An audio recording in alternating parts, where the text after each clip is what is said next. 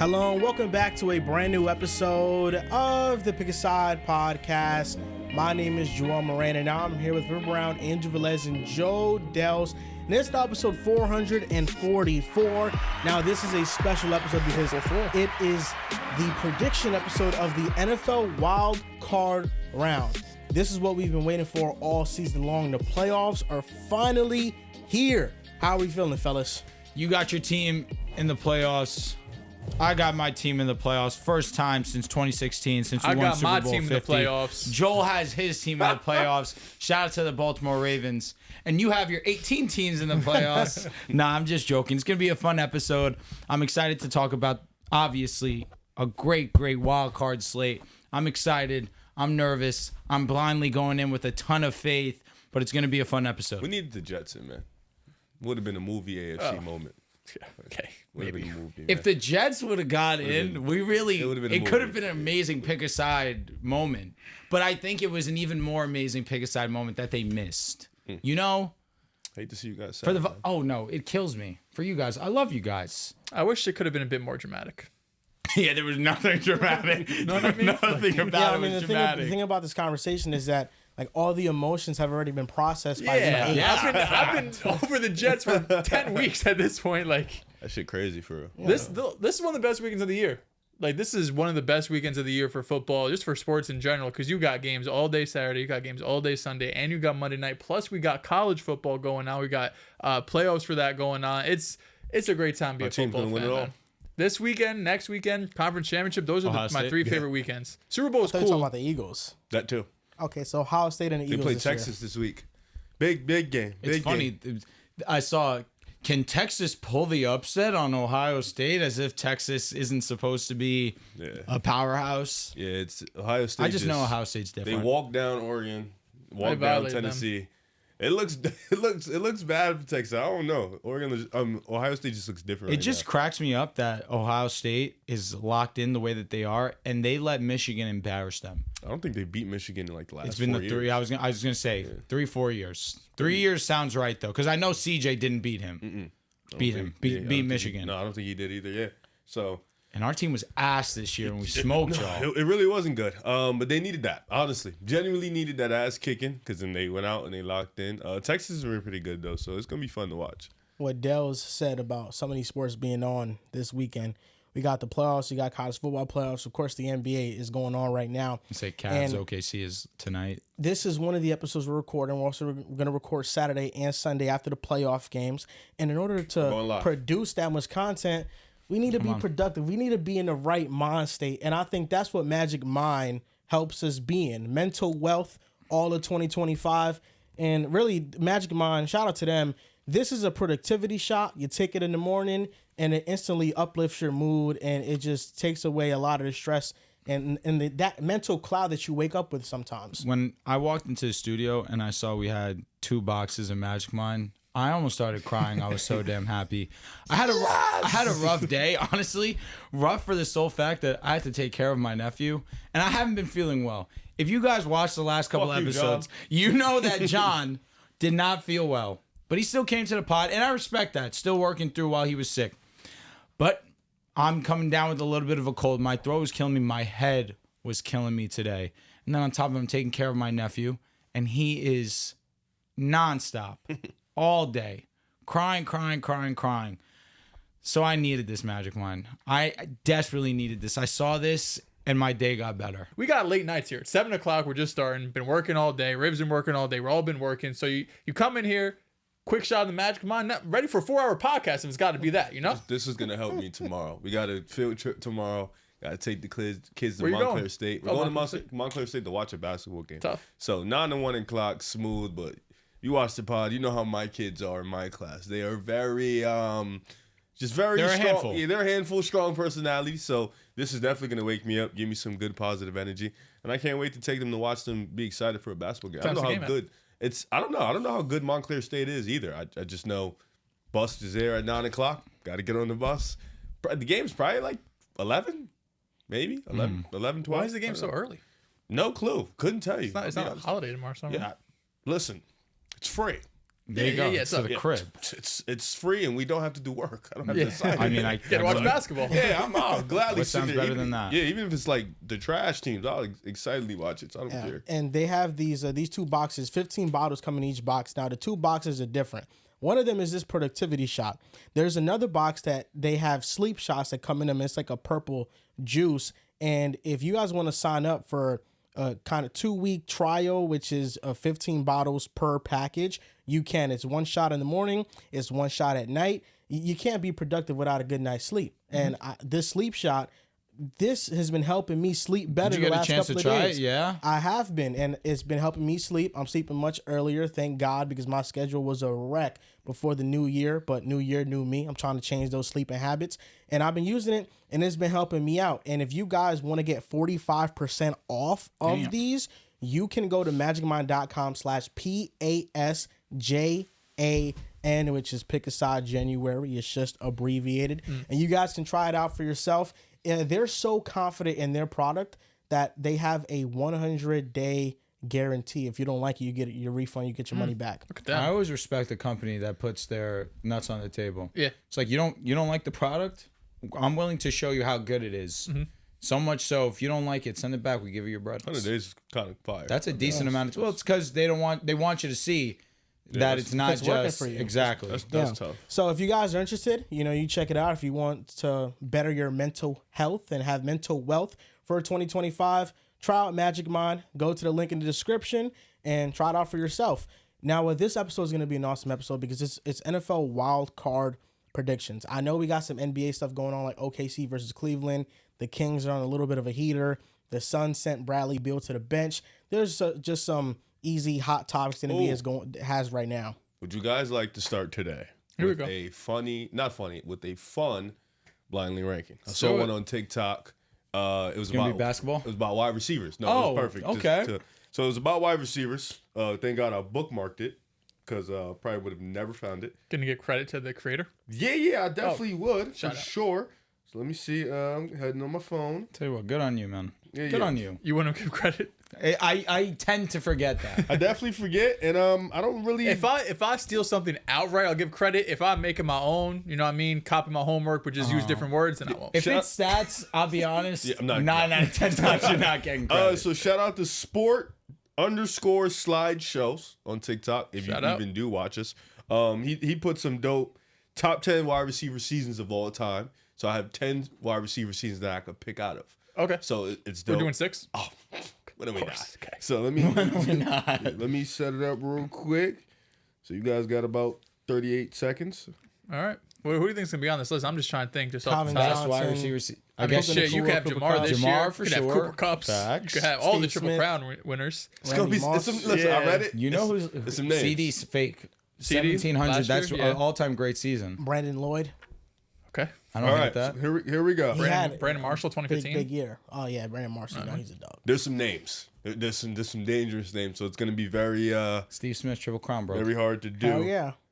All right, here we go. So this is blindly ranking top sport_slideshows top 10 wide receiver seasons of all time. Want to give my boy some love. Yeah, that's a hook First name up. We're gonna go with 2021 Cooper Kupp. Triple one. Crown. I mean, Number one. Yeah, like playoffs was doing it. Triple Crown was doing it. This is the best wide receiver season of all time. He won MVP, right?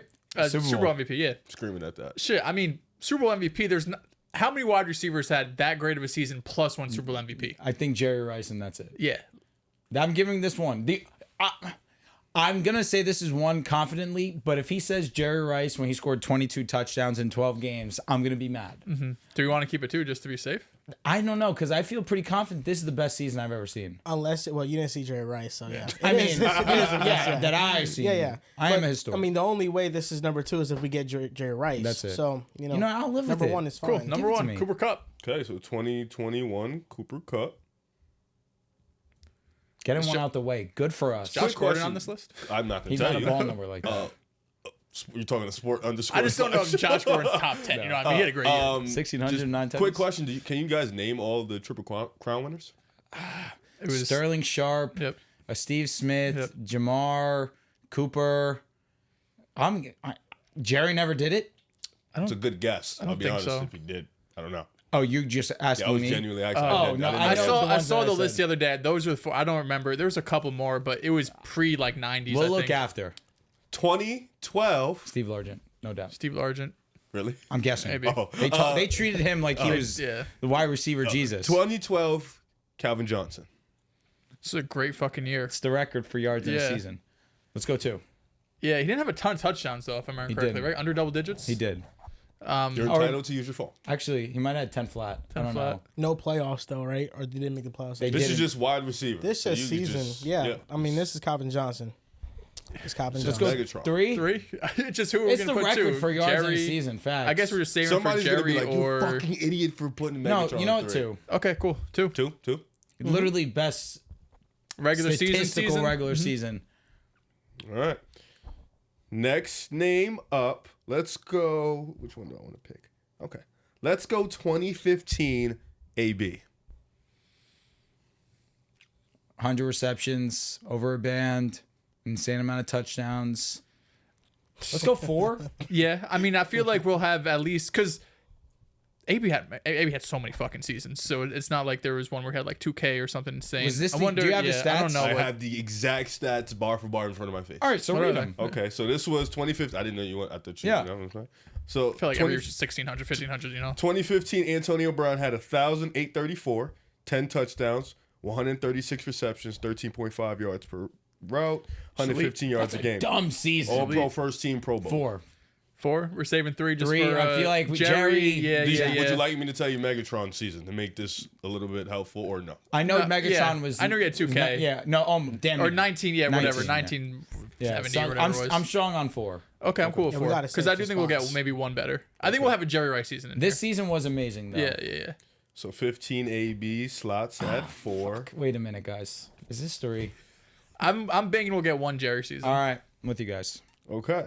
Next season up, 2020 Devontae Adams. He had This is the 18 touchdowns. 1,300 receiving yards, 18 TDs, 115 receptions, 11.9 yards per route. 5 or 6. All Believe pro it or first not- team Pro Bowl. And believe it or not- this is in 14 games. This was also an all-time amount of touchdowns. He's like top 5 in touchdowns in a season. That's 14 games. games. Too. I did not remember he missed a couple of All games. pro first team Pro Bowler. Still, only 1,300 yards. Even in a couple games, like 1,500, which is amazing. But we're just stacking up with the best. I'll put him at 5. Okay. You also have a 6 spot, just to know. FYI. Yeah, okay. No, this isn't 18 6. TDs. 18's Yeah. nuts. I'm fine with 5. Because he plays the 2 games, he might get 20. He might. So, Tay, let's go. What year is 2020 Tay? Okay. Next name up. 2015 Julio Jones, 1,800 yards, 8 receiving touchdowns, 136 receptions, 13.8 yards per route. All pro first Should've team put Tay 6. Pro Bowler. No, Pro Bowler. 18 touchdowns is 18 touchdowns. This is 6. This is 6. This is the 2015 season, though. Is this what we all agree with? So AB and Julio had the same season. Essentially. AB had more touchdowns. AB, like by a Yes. decent amount, right? well, no, 2. Only 2. He had double-digit tutties. 10 touchdowns to 8. Yeah. Okay, I thought it was a bigger difference. And they have the same yards. It's like 40 off. Same yards. This is 6. Is it 6? Calm? Calm. We need 3 Is to. this, so this is not better it's just than Tay's he's season. only giving us like basically just I know. 2010s That's and really beyond. all he's done. But at the same time, I don't think, unless he says Jamar as the last name, I'm fine with this being 6, truthfully. I'm cool. Yeah, because I think we 18 can get Jamar touchdowns or Jerry. is OD. We haven't got a Randy season. We haven't. Because then we could Haven't honestly. got T.O. Nope. I'm cool with 6. I just wish we put Tay 6, I'll be honest. But okay, sure, fuck it, 6. So, okay. So 14 games. 18. No, I know. But that's So, 1,800 yards. 15 yards move me. 15 Julio is 6. All right. So you guys you have 2015 Julio at 6. You have 2020 Tay at 5. You have 2015 Antonio Brown at 4. You have 2012 Megatron at 2. 2021 Cooper Kupp at 1. And I was going to go with 2022 Jettas as my last pick. So you would have had him slotted in at number 3. The top 10 he had, though, in general. What was the Jetta season? Just Jetta season 2022, 1,800 yards. Basically, AB's year. No, Julio's year. 1,800 yards, 8 touchdowns, 128 receptions, Cool with that. 14 yards per route. Offensive player of the year. Offensive player of the year. That really is the thing. His top 10 in general, though, was 2020 Tay at 10. Then he had 2023 Reek at 9. I'm fine with that. He had Jamar Chase at 8. Fake nuts. This past year, Chase, 24. 2024. This is best seasons of all time? Yep. Jerry Rice better be here. He is. Okay. We're getting there. I was getting mad for There's going to be a second. lot of like 2010, 2020 guys. Low key. 7 was Jet, 2022. 2015, Antonio Brown was 6. Julio was 5.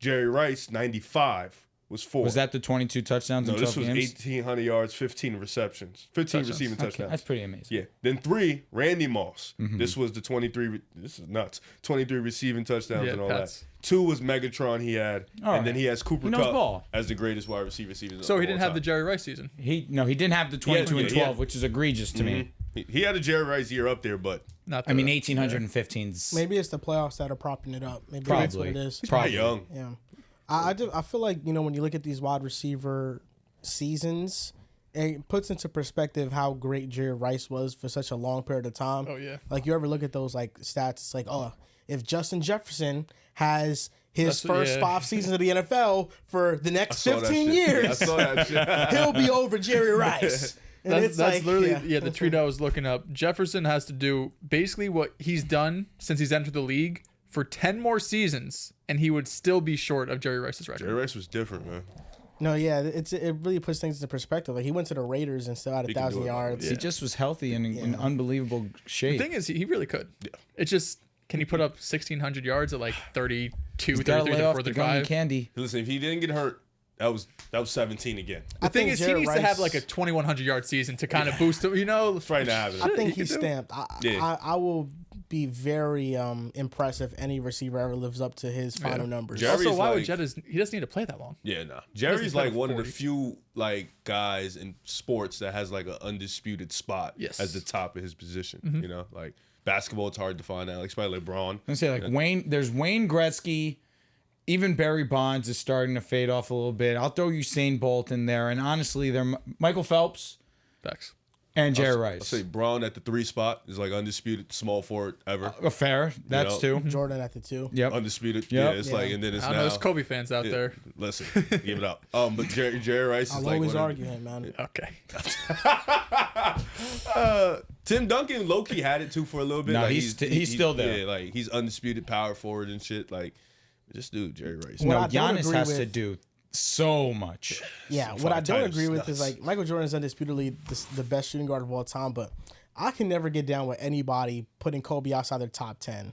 I think that's insane, bro. OG did that. Yeah, I know. Yeah, He did? He had him like Oh, 12. yeah, I've seen that clip. Yeah, he had him like 12. I think he puts that's a lot crazy. of. It's He's not different. nuts. He puts a lot of the older guys. He does. in He's got, the like, top Will. 10. Yeah, he Yeah, really yeah. respects. Steph That's his Curry or time. Kobe? Whoa, Kobe. Honest question. Kobe. All right. And I love Steph. Kobe. It's Kobe. It is Kobe. Yeah.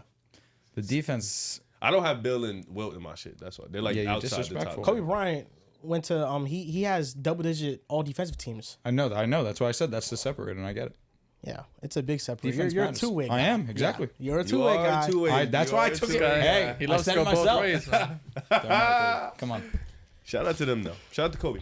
So this episode is going to be NFL wildcard predictions, and we're going to go in the order of how the games are going to be viewed on national television. So the first game up is the NFL knew what they were doing. They got the scheduled stinker out the way. The worst game watchability-wise in our rankings. We did that video for Whistle Sports out the way. It's the Chargers versus the Texans. What if it's the best game of the weekend? I'll be It happy. could be.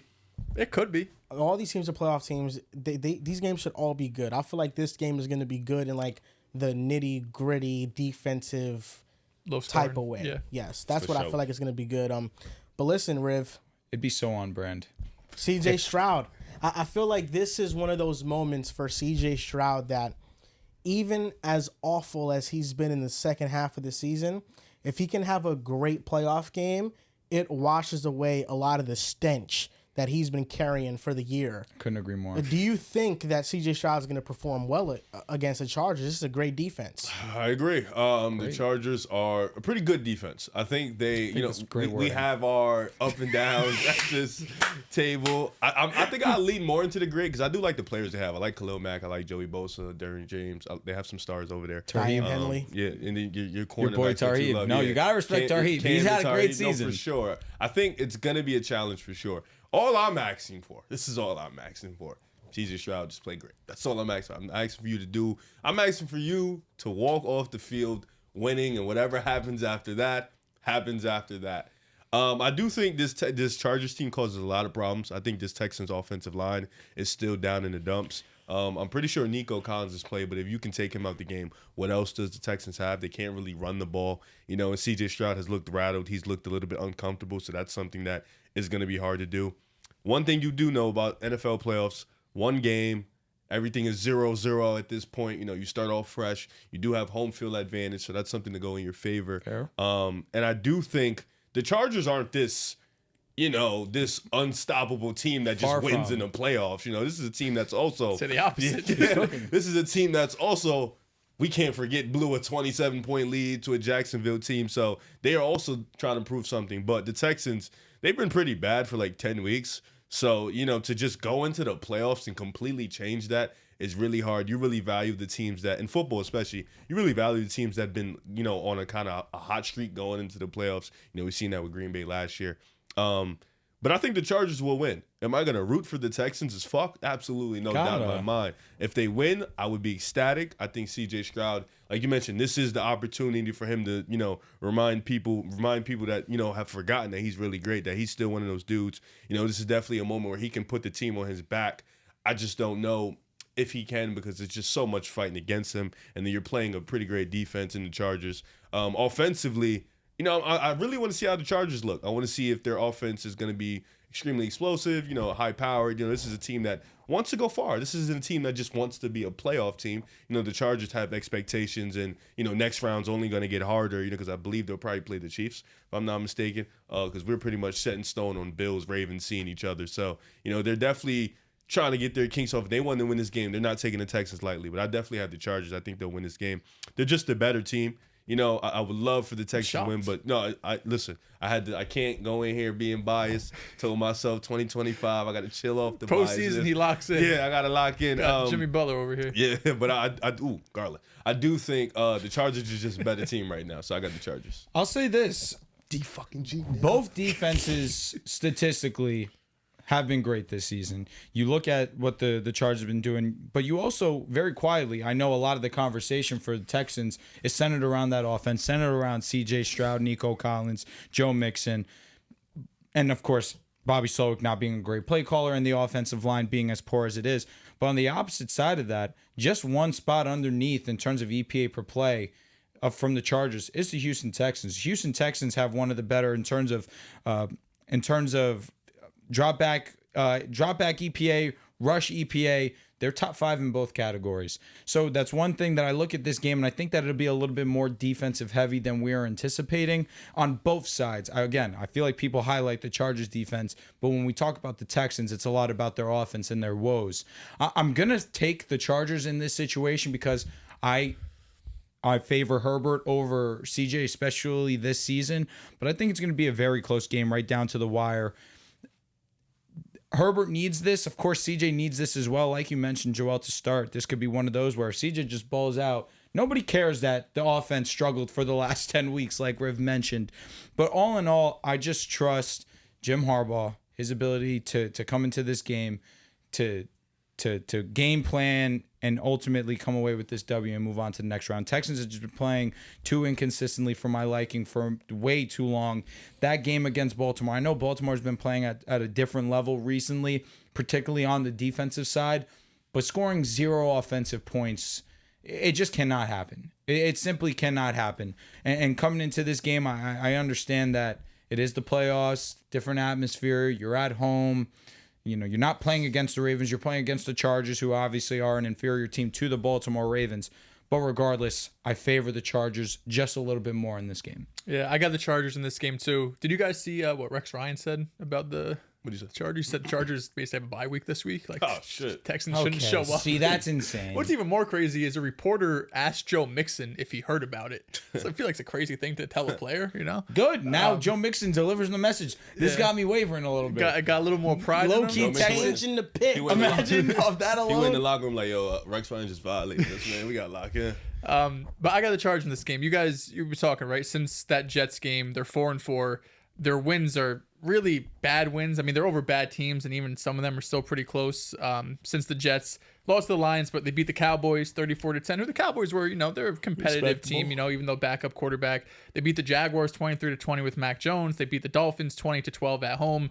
Then they lost back-to-back games to the Ravens and Chiefs. Can't blame them there. And won Week 18 against the Titans 23-14 with some backups in. So this is a team that, although they finished with double-digit wins, they won the division. They don't feel like a division winner to me. This feels like a wild card team that gets in at the 7th seed just because a couple tiebreakers went their way. They do not feel like any sort of dominant team. They do not feel like the team even of last year, who, of course, won their first playoff game against the Cleveland Browns before losing to the Baltimore Ravens. But right now, the Chargers are the better team to me. I think what we've seen over these last 3 weeks is the offense is getting back together. They went through a pretty major lull for about a month or so, especially when J.K. Dobbins was out. But over these last 3 weeks against Denver, who else they played? Just had it up now. I'm brain farting who they played. They played Denver. They played the Raiders and the Patriots, who not the best competition. Denver got it. That was a great performance. They went how many weeks in a row here where they scored 17 points against the Falcons, 17 points against the Chiefs, 17 points against the Buccaneers, and a lot of that had to do with J.K. Dobbins. And then the Broncos game came around, which that was J.K.'s last game out, so he wasn't even in there.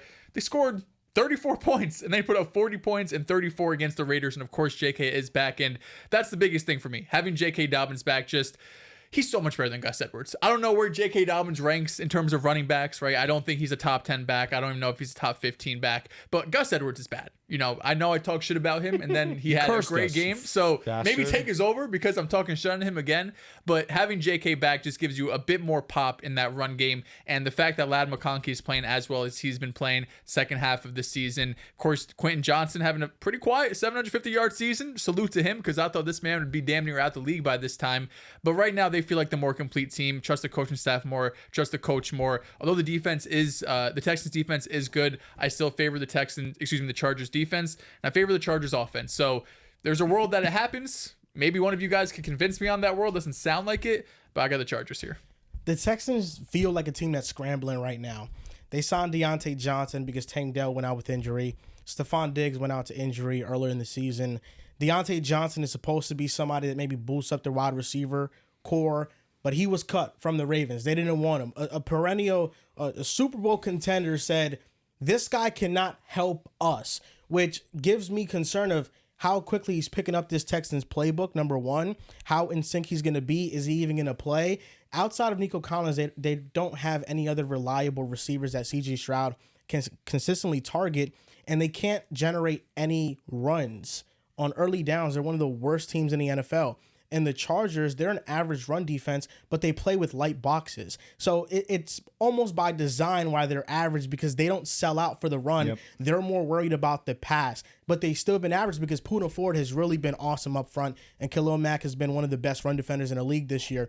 So I think the Chargers are going to do much of the same of what teams have been doing to the Texans. You're going to, on first and second down, see them run the ball inefficiently. It's going to force CJ into third and long situations. This has been what they have been every single week.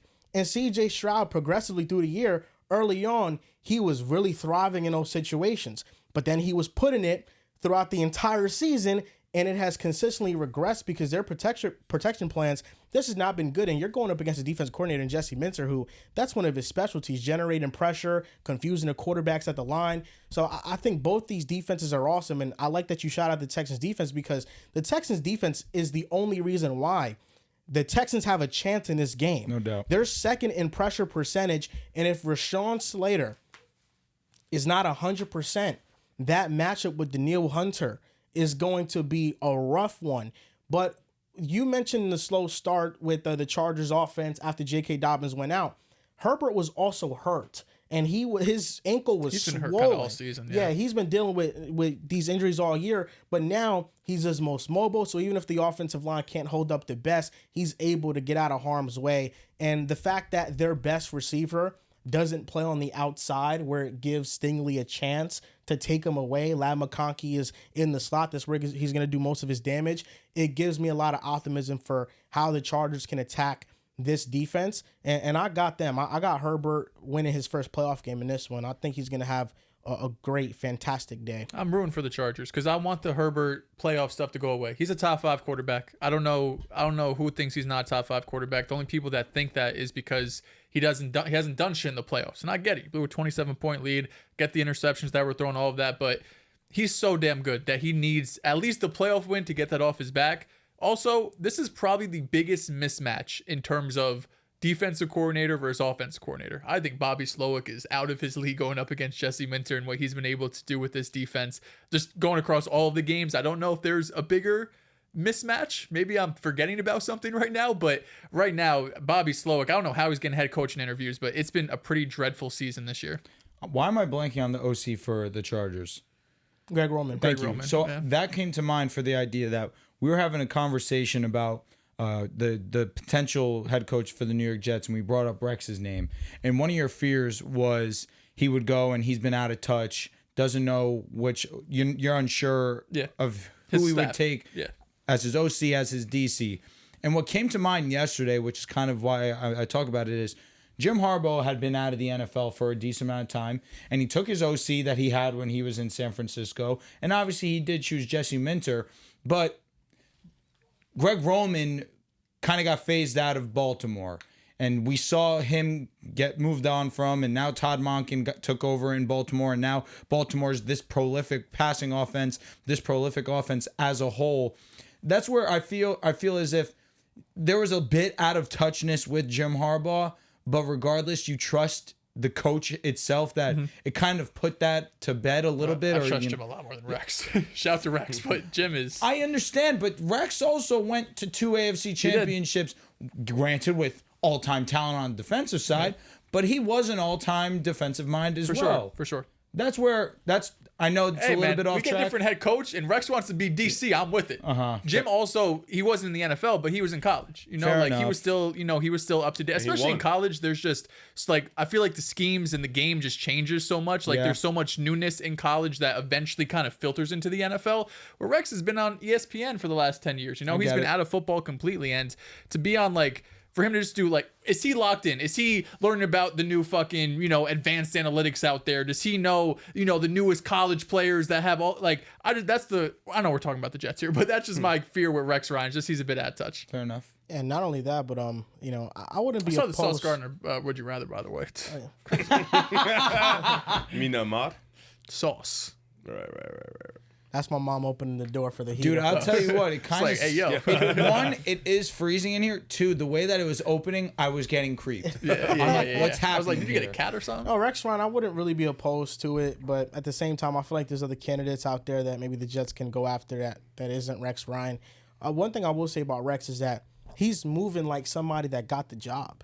That's how he's acting. He's acting like he got the job. He also doesn't know who his staff's going to be. He went on a radio interview and they asked him who's her staff going to be. He said, I don't know, but it's going to be great.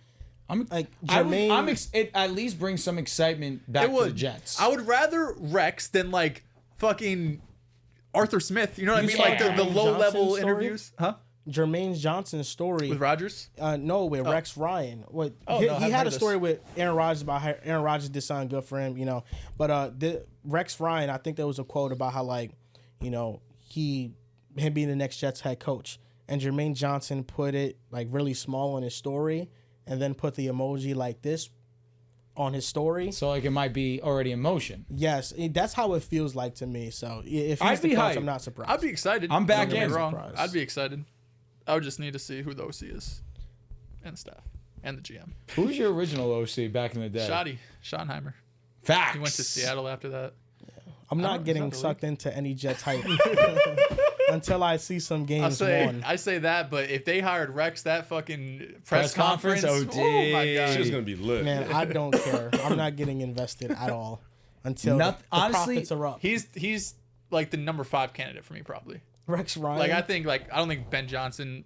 I don't know, because if we take out the unrealistic situations, like Ben Johnson's not going to come. Rabel, I think, is a real long shot. So it's like Glenn, Flores, Cone, Rex. Like, that's where after those 2 DCs, I'm open to the really best a time lot. of the year for the Jets. It's the offseason. Baby. Is June to early September when no football has played. No, brother. January. You're missing the offseason. Oh, that counts You too. need free agency, the draft. No, you're right. head You're right. coaching. The draft counts too. No doubt. The Steelers versus Ravens. Now, Easy walkthrough. I don't know. The Ravens historically struggle against the Steelers. That's we know why. the Steelers' record against Lamar Jackson. Apparently it's over. They won a game. I know. I'm with Dehls here.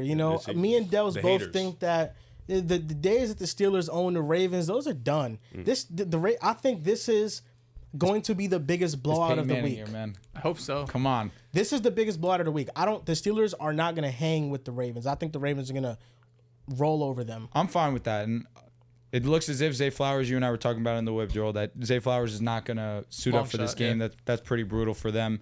He's been amazing for them Pro Bowl season. He's been excellent. That being said, I'm interested in this game because, of course, like you mentioned, Steelers have had Lamar Jackson, the Baltimore Ravens number. But the Steelers are coming into this game the coldest that you could possibly be. It's the Texans, like they're pretty cold, but then there's the Pittsburgh Steelers who they really can't get anything going offensively. Russ has really struggled over these last few weeks. Defensively, it seems as if they've lost their edge, particularly in the passing defense.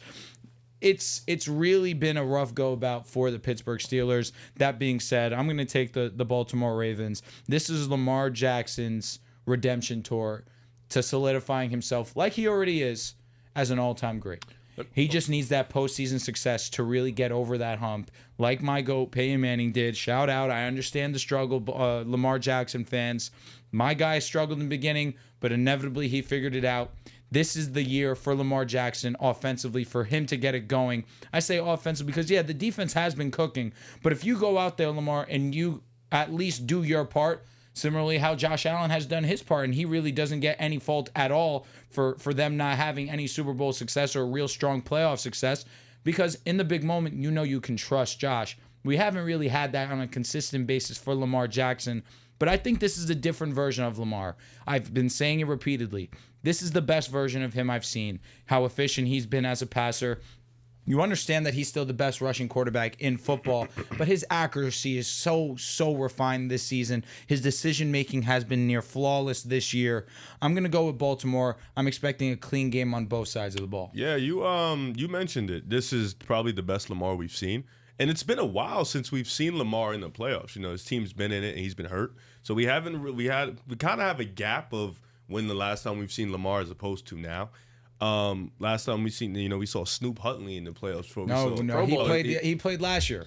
Who? Lamar. Oh, I'm sorry. He did. I understand. I'm saying I got you. I know what you mean. But I say that to say this. I agree with you to some degree. I think Baltimore destroys Pittsburgh. You said Steelers going to win a playoff game this year. Oh, yeah, but not against Baltimore. Yeah, if they played Texans, could have talked. But I think Baltimore destroys the Pittsburgh Steelers. I don't think the curse is over by any means. The Pittsburgh can still win some games next year in the regular season. I think that's something crazy. But just right now, playoff moment, I just think right now the way Pittsburgh is coming into the playoffs, I mean, you've lost, 4 of your last 5, or I think 4 straight or something like that. If you lost games to the Bengals, you've lost games to the Eagles, you've lost to Baltimore, and your offense just hasn't been able to get it going. I'm blanking off the last. It was the Bengals game. They lost 4 in a row. Yeah, yes, it was 4 in a row. So the Bengals game was the game that really sticks out to me because I'm watching that game and the Pittsburgh offense is just. It feels like the Texans offense. You're trying to establish a run game, but nothing really was going. And in that key moment, you had Warren in when you should have had Najee in. And I felt like he was the one. Yeah, yeah. At times you needed Warren in, but you had Najee in. George Pickens couldn't catch to save his life at times. You really only have one option out, like that is George Pickens. Russ can't really do much. I think Pittsburgh is just on the free fall. You can only do so much with limited talent. Like it can only get you so far. We talk about it in the NBA. Like limited talent, but playing hard can get you to the playoffs. But once you get to the playoffs, that's when your talent kind of fizzles out and you understand who's really the top dogs. And I think that's the same thing for Pittsburgh in the sense of limited talent only got them so far. It got them a real cushion to where they can make the playoffs. I think right now you're going up against a different type of Lamar, and even though they might not have Zay Flowers or they don't have Zay Flowers, I do think we are preparing ourselves for a Baltimore ass whipping. I don't think this changes any narrative for Lamar because I do think this is a snooze by game. Same thing for Herbert. I think the Texans and the Steelers are kind of those teams we kind of look at as like not bye weeks, but like teams that are free falling, teams that probably shouldn't be here, but they are. But I do think Baltimore wins this game pretty handily. I think that it would mean something for Lamar Jackson and how people see him. You still have to respect the Pittsburgh Steelers defense. Not right now. I get where you're coming from. They've been pretty terrible recently. Not going to disagree at all, but understanding the history between Lamar and the Pittsburgh Steelers, and I know Lamar Jackson went out there and he torched them the last time they faced, but again, it's playoff time. It's a different type of beast, and the Steelers in the playoffs, to be fair, aren't anything to write home about, but this defense is one that you do have to respect, and for Lamar Jackson and the Baltimore Ravens, this is a game that you can really start to get your confidence to a different level. We can come out here, we set a tone, we go out here and we blow out the Pittsburgh Steelers, a team that has had our number for years and years and years.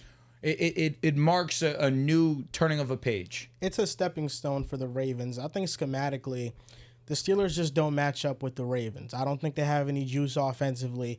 I really struggle to even picture them putting together 2 scoring drives in this game. That's how inept their offense has looked. George Pickens looks disinjected from what's going on, and he started to drop passes. They're 28th in rush success rate, and the Ravens all season long have been one of the best run defenses in the NFL. Russell Wilson is still a limited quarterback, and you're forcing him to drop back against a good defensive line. And he targets inside the numbers at the second highest rate in the NFL. No, sorry. He at the second lowest rate in the NFL. Yeah. Russell Wilson doesn't throw to the middle of the field, and it limits just what you can call offensively. He targets outside the field, outside the numbers, and the Ravens defense since week 11, they've been the best pass defense in the NFL. They've made some changes. They've made a variety of them. You talk about Darius Washington starting and Kyle Hamilton playing more safety snaps, and then Kyle Van Noy getting more integrated into the defensive line and rushing the passer more. They just feel more complete right now, and the Steelers everything's falling apart. The offense we know is bad, but the defense is falling off as well, and it's because they play a prevent-style defense. They aren't aggressive at the line. Their corners are playing off coverage, and it really allows you to really dink and dunk your way down the field, and those openings are going to be open against the Steelers. So I just think, like, whatever the spread is on this game, I'm taking the Ravens. Something like that. Only thing that's stuck in my head when I think about the last time these two matched up, I think Russell had 2 plays that ended up resulting with Baltimore being able to come away with the win.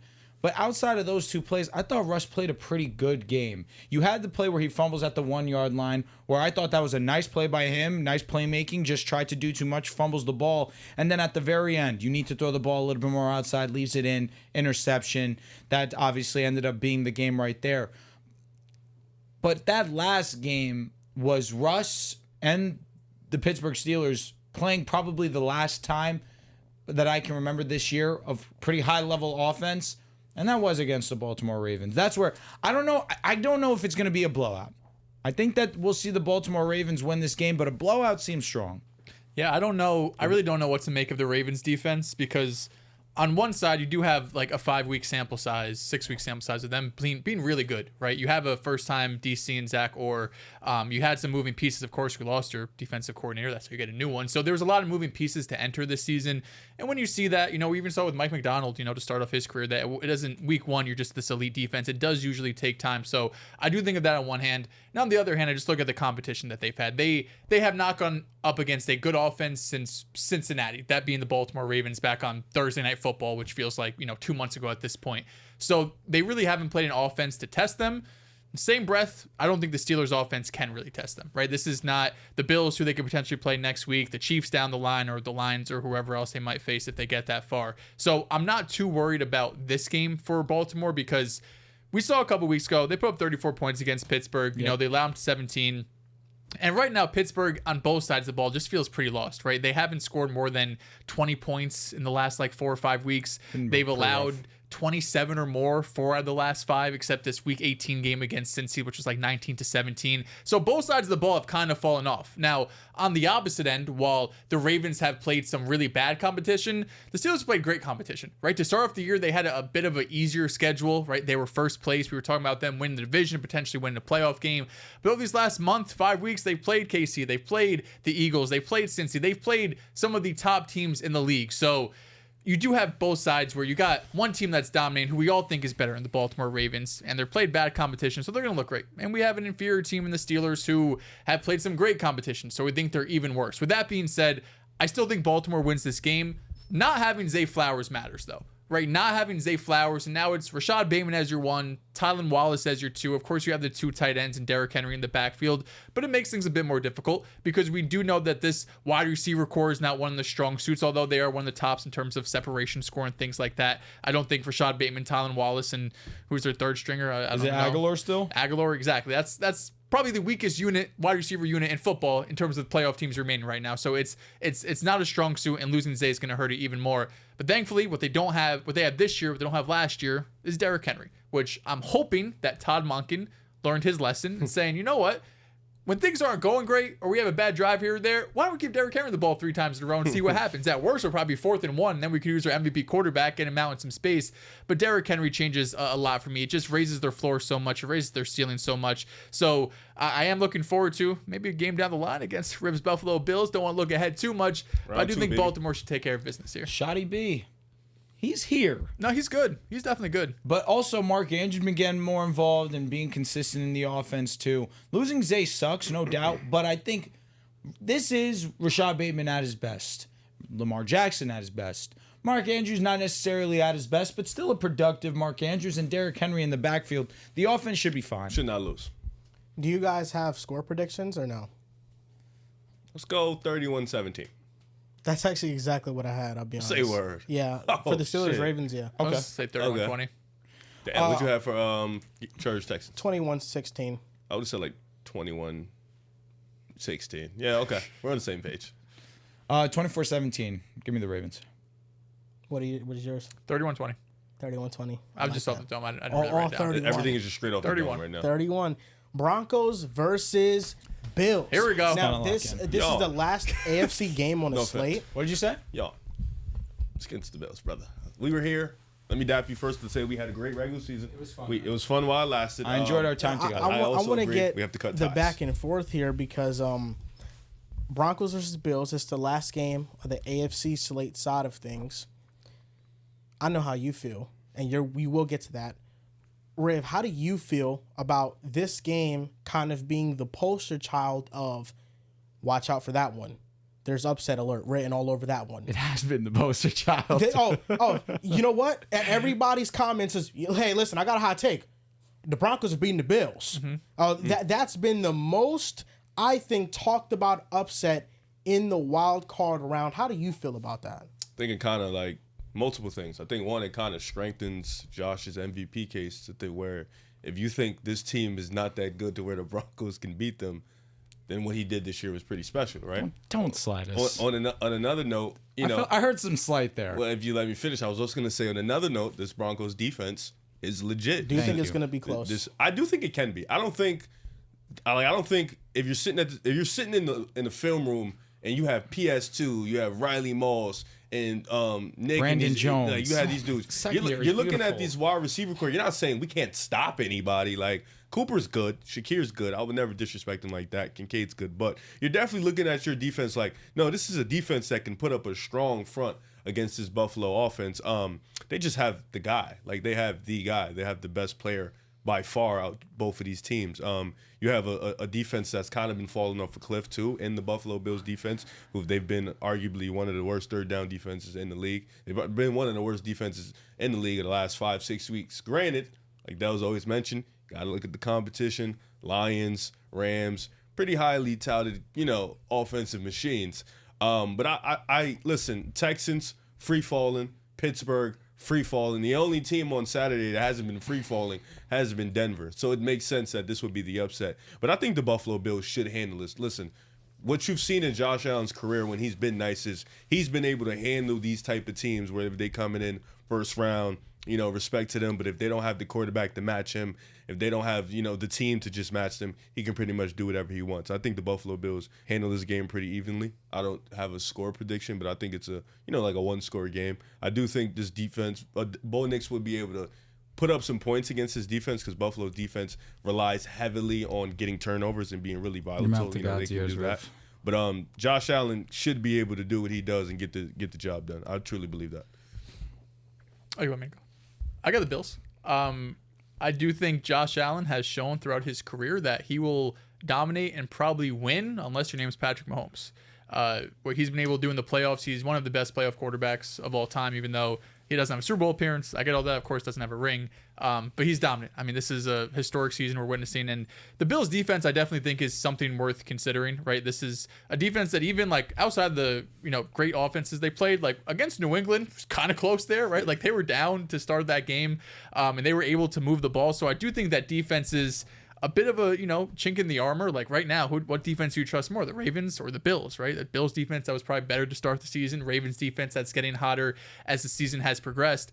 But I just think it's a bit of a talent mismatch on offense, right? I think Sean Payton is going to have a great game plan. I think that Bo Nix is going to be efficient. They're going to have some explosive plays. I love the way they've been using Marvin Mims lately. I think that's exactly the way how they drafted him is how they're using him. Or excuse me, when they drafted him, this was their intention with him, right? He's someone that, as of right now, maybe isn't the most developed player, but he's so explosive. And this is a team that lacks explosiveness on offense, right? Like Courtland Sutton is a great wide receiver. He's not someone that's taking the top of the defense going 70 yards. You have Javonte Williams and Estime. None of these guys in the backfield have some insane pop that they could just knock off 60-yard runs. Marvin Mims is one of those guys that can do that.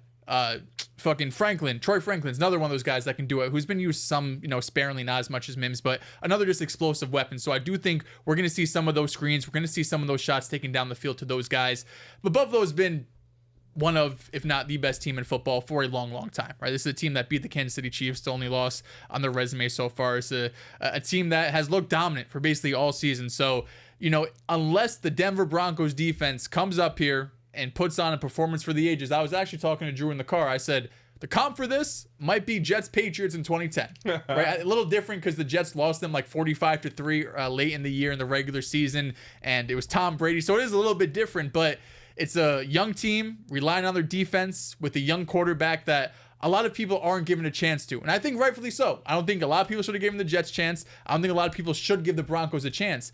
But when you have all the pressure off you, Denver's got no pressure going into this game. They should not be here. On the other side, Buffalo's got all the pressure in the world. This is a team that you should win by double digits against, and you could be looking ahead to Baltimore in a week. So I got Buffalo in this game. I do think they can win by like 10 points or so. But listen, the upsets, it's on the table. Go, Mr. Moran. I think the Buffalo Bills have been sleepwalking to end the year. The AFC East was clinched by November. Week 12? I mean, this is a team that was sleepwalking to the finish, and they've had some duds on defense. I think Teron Johnson being hurt was a big reason for that. They're going to be healthy this game. All their defensive personnel, whether it's Benford, Teron Johnson, Taylor Rapp, Rasul Douglas, their defensive line, they're all going to be healthy. When I look at the Broncos, the strength is the defense, of course. How they have fared against other top offenses this year doesn't give me a lot of room for optimism that they'll be able to neutralize the Bills. The Bills are number one in points scored per drive when Josh Allen is on the field. The Broncos let Joe Burrow throw for 400 on them with no offensive line. The Bills have one of the best offensive lines in the NFL, especially pass protection-wise. Lamar Jackson had a great day against his defense as well. Justin Herbert in the second half of the Thursday Night Football primetime game had a great day. I think the fact that the Bills' offense doesn't go through one guy like it did last year with Stephon Diggs, or really in years past like it did with Stephon Diggs, is a benefit to them because they just pick at your weak points. And I think the number one thing when teams face Denver is we're not throwing it past Surtain. That's really the number one thing that teams do. And Riley Moss has been a bit vulnerable since coming back from his injury. Yes. Jaquan McMillan has been a bit up and down. And while the Broncos are top 5 in pressure percentage on defense, they're also top 5 in blitz percentage. And they take a lot of risks. And sometimes you're scratching your head looking at Vance Joseph like, why did you blitz in that moment and you let up a 20-yard gain down the field when you really didn't need to? So I think the Broncos defense can get a little bit over-aggressive at times. And when I look at the matchup offensively, Bo Nix, 21.9% of his passes have been on the run. That's the most in the NFL. The Bills allow the most touchdowns by quarterbacks on the run in the NFL. So that can be an advantage for the Broncos where they move Bo Nix out the pocket. And I think the offensive line's a big thing. Strength of the Bills is that they're 12th in pressure percentage while being 27th in blitz percentage. They don't blitz at all. And Bo Nix, under pressure, and has been one of the worst quarterbacks in the NFL. So I think this is going to be one of those games that Sean McDermott is going to blitz. He's going to try to heat up Bo Nix as much as possible. And it's going to be on these receivers on the outside to make plays down the field and scare McDermott out of those looks. So while I think the Broncos have all the makings to maybe pull off a potential upset, there's a lot of things going against them as well. Bo Nix, first playoff game, rookie quarterback on the road in cold weather. Josh Allen playing at the level that he's playing at, and this Broncos defense really hasn't been the best against the best offenses in the NFL. I got the Bills winning here. I think it's a little bit closer than people expect. I'm going 27-21 Bills. I'm nervous for this game. I'm nervous for the sole fact that these are my guys. This is the first time I've got a taste of playoff football since I celebrated Super Bowl 50 9 years ago. And, of course, we have to go up against a juggernaut. Josh Allen's a juggernaut. He is one of the favorites, if not the favorite right now, where we stand to win the MVP. What he's been able to do this season has been nothing short of miraculous. I do understand, though, looking at this game, that the Bills should be favored. Of course, you have the number 2 seed in the AFC, the best offense in the league. You have the best quarterback in the league to some. But I do look at that defense as a weak point right now where we stand. And I look at this offense for my Denver Broncos, and although we haven't been as efficient as I would like as a rush offense, I think it needs to be a focal point for us in this matchup, because then obviously it sets up easier plays for us on third down, third and short. We can go and we can get creative, whether that is play action, whether that's getting Bo Nix out of the pocket and trying to make plays in that regard. I'm glad you mentioned Marvin Mims, because we've been seeing that a lot recently, and that's led to a lot of positive plays. But then that also allows or forces the defense to stay honest on that, and now we have moments where we can take the top off. And we've seen, especially in recent weeks, Bo Nix be able to do that, and it lead to really big explosive plays. This is going to be a fun matchup, because I understand where you talk about our defense going up against the best offenses. And Joel, when we talk, I say it all the time, my least favorite matchup for us, it's the Baltimore Ravens, because there's just no possible way to stop and try to stay true to one facet of that offense. But I look at the Buffalo Bills, and in terms of matchups, I'm not too worried about our secondary going up against these guys. And you mentioned how we struggled against the Cincinnati Bengals. Yeah, we gave up 30 points, but 6 of those points did come in overtime. 24 points to one of the best offenses in the league. To me, I'll take that. Riley Moss in his first game back. Did T. Higgins torch him? Absolutely, 100%. But my guy, DPOY, Pat Surtain, was able to take out, when he did match up against Jamar Chase, take him out of the game for a good portion of it. When they were able to get mismatches, that's really when we saw Jamar take advantage and that lead to explosive plays. But for the Buffalo Bills, they do not have a guy that I genuinely fear. Now, I know I have to respect Shakir, because obviously that's Josh Allen's go-to guy. But outside of Shakir, where I feel like that's Jaquan McMillan's assignment, Shakir will get the better of Jaquan from play to play. But in this scenario, I don't look at a receiver that Buffalo has that Riley Moss can't go and defend with on a down-to-down basis. And if Pat Surtain's going to line up with Amari Cooper, which I doubt will be the outcome for the entire game, because again, Amari Cooper really hasn't been a huge focal point for the Buffalo Bills. That's another thing for sure. But where I fear, or what I want us to focus on, there's no fear here. What I want us to focus on more than anything is stopping this rush offense for the Buffalo Bills. Because if Josh and James go tit for tat and they start to push the ball down in that regard, now we have to sell out on it. Now you talk about taking chances that we may not have to. We go and we blitz. Now it's play action. Now you have Josh as a playmaker. That's where things get dangerous for us. But I do see the avenue of where we can win, and that's where we can make him uncomfortable. And I looked at that blueprint that the New England set a couple of weeks back against them. They did a really strong job of limiting them on early downs, which forced them into late third and longs, fourth down situations. And in the first half, they did a great job of limiting them. And in the second half, of course, Buffalo started to get going. But they made Josh uncomfortable. And I think that there's no team that does a better job of making a quarterback uncomfortable, at least this season, than my Denver Broncos. I think it's going to be imperative that we get after him and make him uncomfortable. Of course, it's going to be hard to get after him because he is one of the best at avoiding sacks. But that's the avenue. Getting after him, making him uncomfortable, having it in third and long situations. If we can really limit their rush offense, now we force Josh Allen, which of course you know he's going to make plays at least a time or two in this one. But if we can limit that, I can see an avenue where we upset them.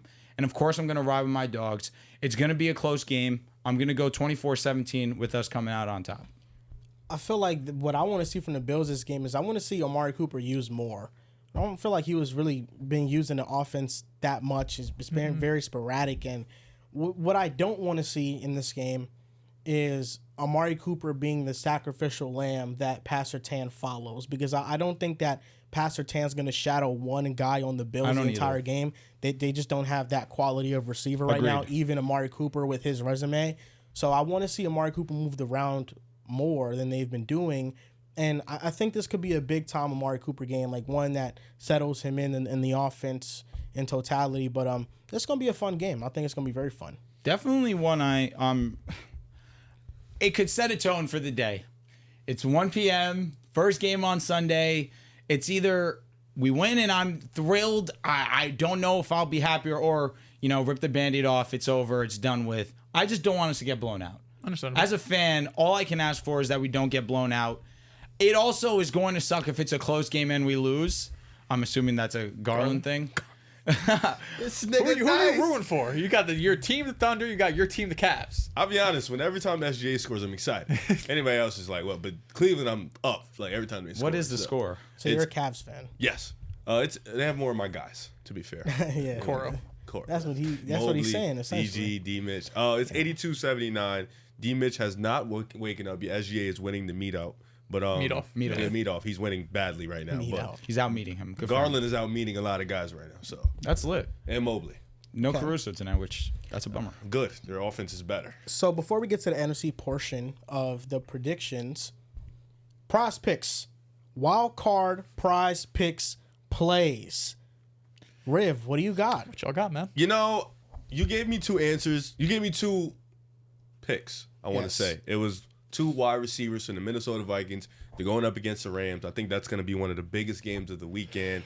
It was tough to pick, but I think I'm going to go with Jordan Addison. 55.5 more. 58, I think. 58, 55. 58.5. 58.5 more. I know I didn't remember. I'm going with 58.5 more yards with Jordan Addison. He's been electric this year. He's really been giving Justin Jefferson that number 2 guy on the outside. He's definitely helped out Sam Darnold in alleviating the pressure. He's just an explosive wide receiver. Loved him coming out of college. Thought he was going to be one of those dudes, and he's been that this year. I think he has a big game against the Rams. Everybody schemes up against Justin Jefferson. He sees 2, sometimes even 3 guys. So that's going to leave a lot of space for Jordan Addison to work, and I think he'll have a big game. What school did Jordan Addison go to? USC. And? What'd he say? I don't remember that. He got drafted out of this school. No, he got drafted out of USC. It was the same school Kenny Pickett went to. You're right. He did transfer. Pitt? Yeah. Oh, okay. Yeah. He did transfer to USC. He played How with do I Caleb. know what Kenny Pickett? You know who else went to Pitt? Who? Gerald Revis. Really? Yep. He is a legend. You know who else went to Pitt? Who? Aaron Donald. Really? You know who They else went to Pitt? Who? Larry Fitzgerald. They all went to Pitt. They got some legends. They do, yeah. Yo, They got some y'all. legends. I didn't think they'd go to Pitt. NBA, I don't really hear no Pitt guys. No, to for be honest. real, you don't. Nah. My play, I'm going to go with, give me an excuse to talk about my Denver Broncos a little bit more. I'm going with Bo Nix to have more than 222 passing yards. If there's an avenue for us to thrive, it's that pass defense of theirs. I understand that you have some of the best secondary players in football on the opposite side, but really we haven't seen that over these last few weeks, them play at that highest of level. And Bo Nix in his first game, he's going to dink and dunk his way into a great stat line. That's just the truth. But again, it'll never really be one of those plays where they take the top off. And Courtland Sutton's been just so amazing this season. You have to trust what he's been doing and what they've been, the way that they've been involving Marvin Mims. Obviously, the guy that's going to get all that going is Bo Nix. So I'm going to go with him to have more than 222. I think Justin Herbert gets his first playoff win, and that's going to come off the back of him having one of the best games of his career. His line right now for passing touchdowns is 1.5. I think Justin Herbert has more than 1.5 passing touchdowns. I think he finishes with 2 or 3. He's going to be a big reason why the Chargers beat the Texans, and I know the Texans have a great defense, but I think Herbert is going to do his thing, and so is Ladd McConkey, who he has been one of the best wide receivers this season. We're not just talking about rookies. We're talking about wide receivers in general. And, I mean, this receiver draft class has been special. I remember before the season, Drew was talking about 5 receivers or more where they finished with 1,000 yards. That didn't quite happen. But you look at what all of them accomplished. Brian Thomas Jr. finished with the most receptions, yards, and touchdowns by a Jaguars rookie receiver in their franchise's history. Ladd McConkey broke Keenan Allen's reception and receiving yards record. Brock Bowers broke the rookie record for tight ends for receptions and receiving yards. And Malik Neighbors broke the receptions record for Giants rookie wide receivers. We got 4 receiving options that broke records for their teams out of this draft. Like, this is shaping up to be one of the best draft classes for wide receivers that we've seen in not some time, because there's always a great one, but we're not talking about Marvin Harrison Jr., who even as a rookie had over 800 yards. He's going to be fine in the NFL. We're not talking about Rome Odunze, who Caleb Williams was off target on all of his deep pass throws, it felt like, and Odunze wasn't able to get going. There's still a lot of talent in this draft class. I didn't even mention Xavier Worthy, Keon Coleman, Jalen Coker. I'm a big fan of his. This receiver draft class is shaping out to be really damn good. It's crazy because we all kind of associated 1,000 yards with Marvin Harrison, so we kind of locked him into that. I just needed one other guy to go ahead and get 1K. The fact that Marv nor Odunze could figure it out, I think Worthy also, I spoke about it a couple of weeks back, I think he's a really good talent, getting underappreciated for the way that he's evolved as the season's gone on too. I think now with the presence of Hollywood Brown, you can now put him in his natural position. That's something to look forward to, but if you're a Chiefs fan, of course, and if you're me, not so much.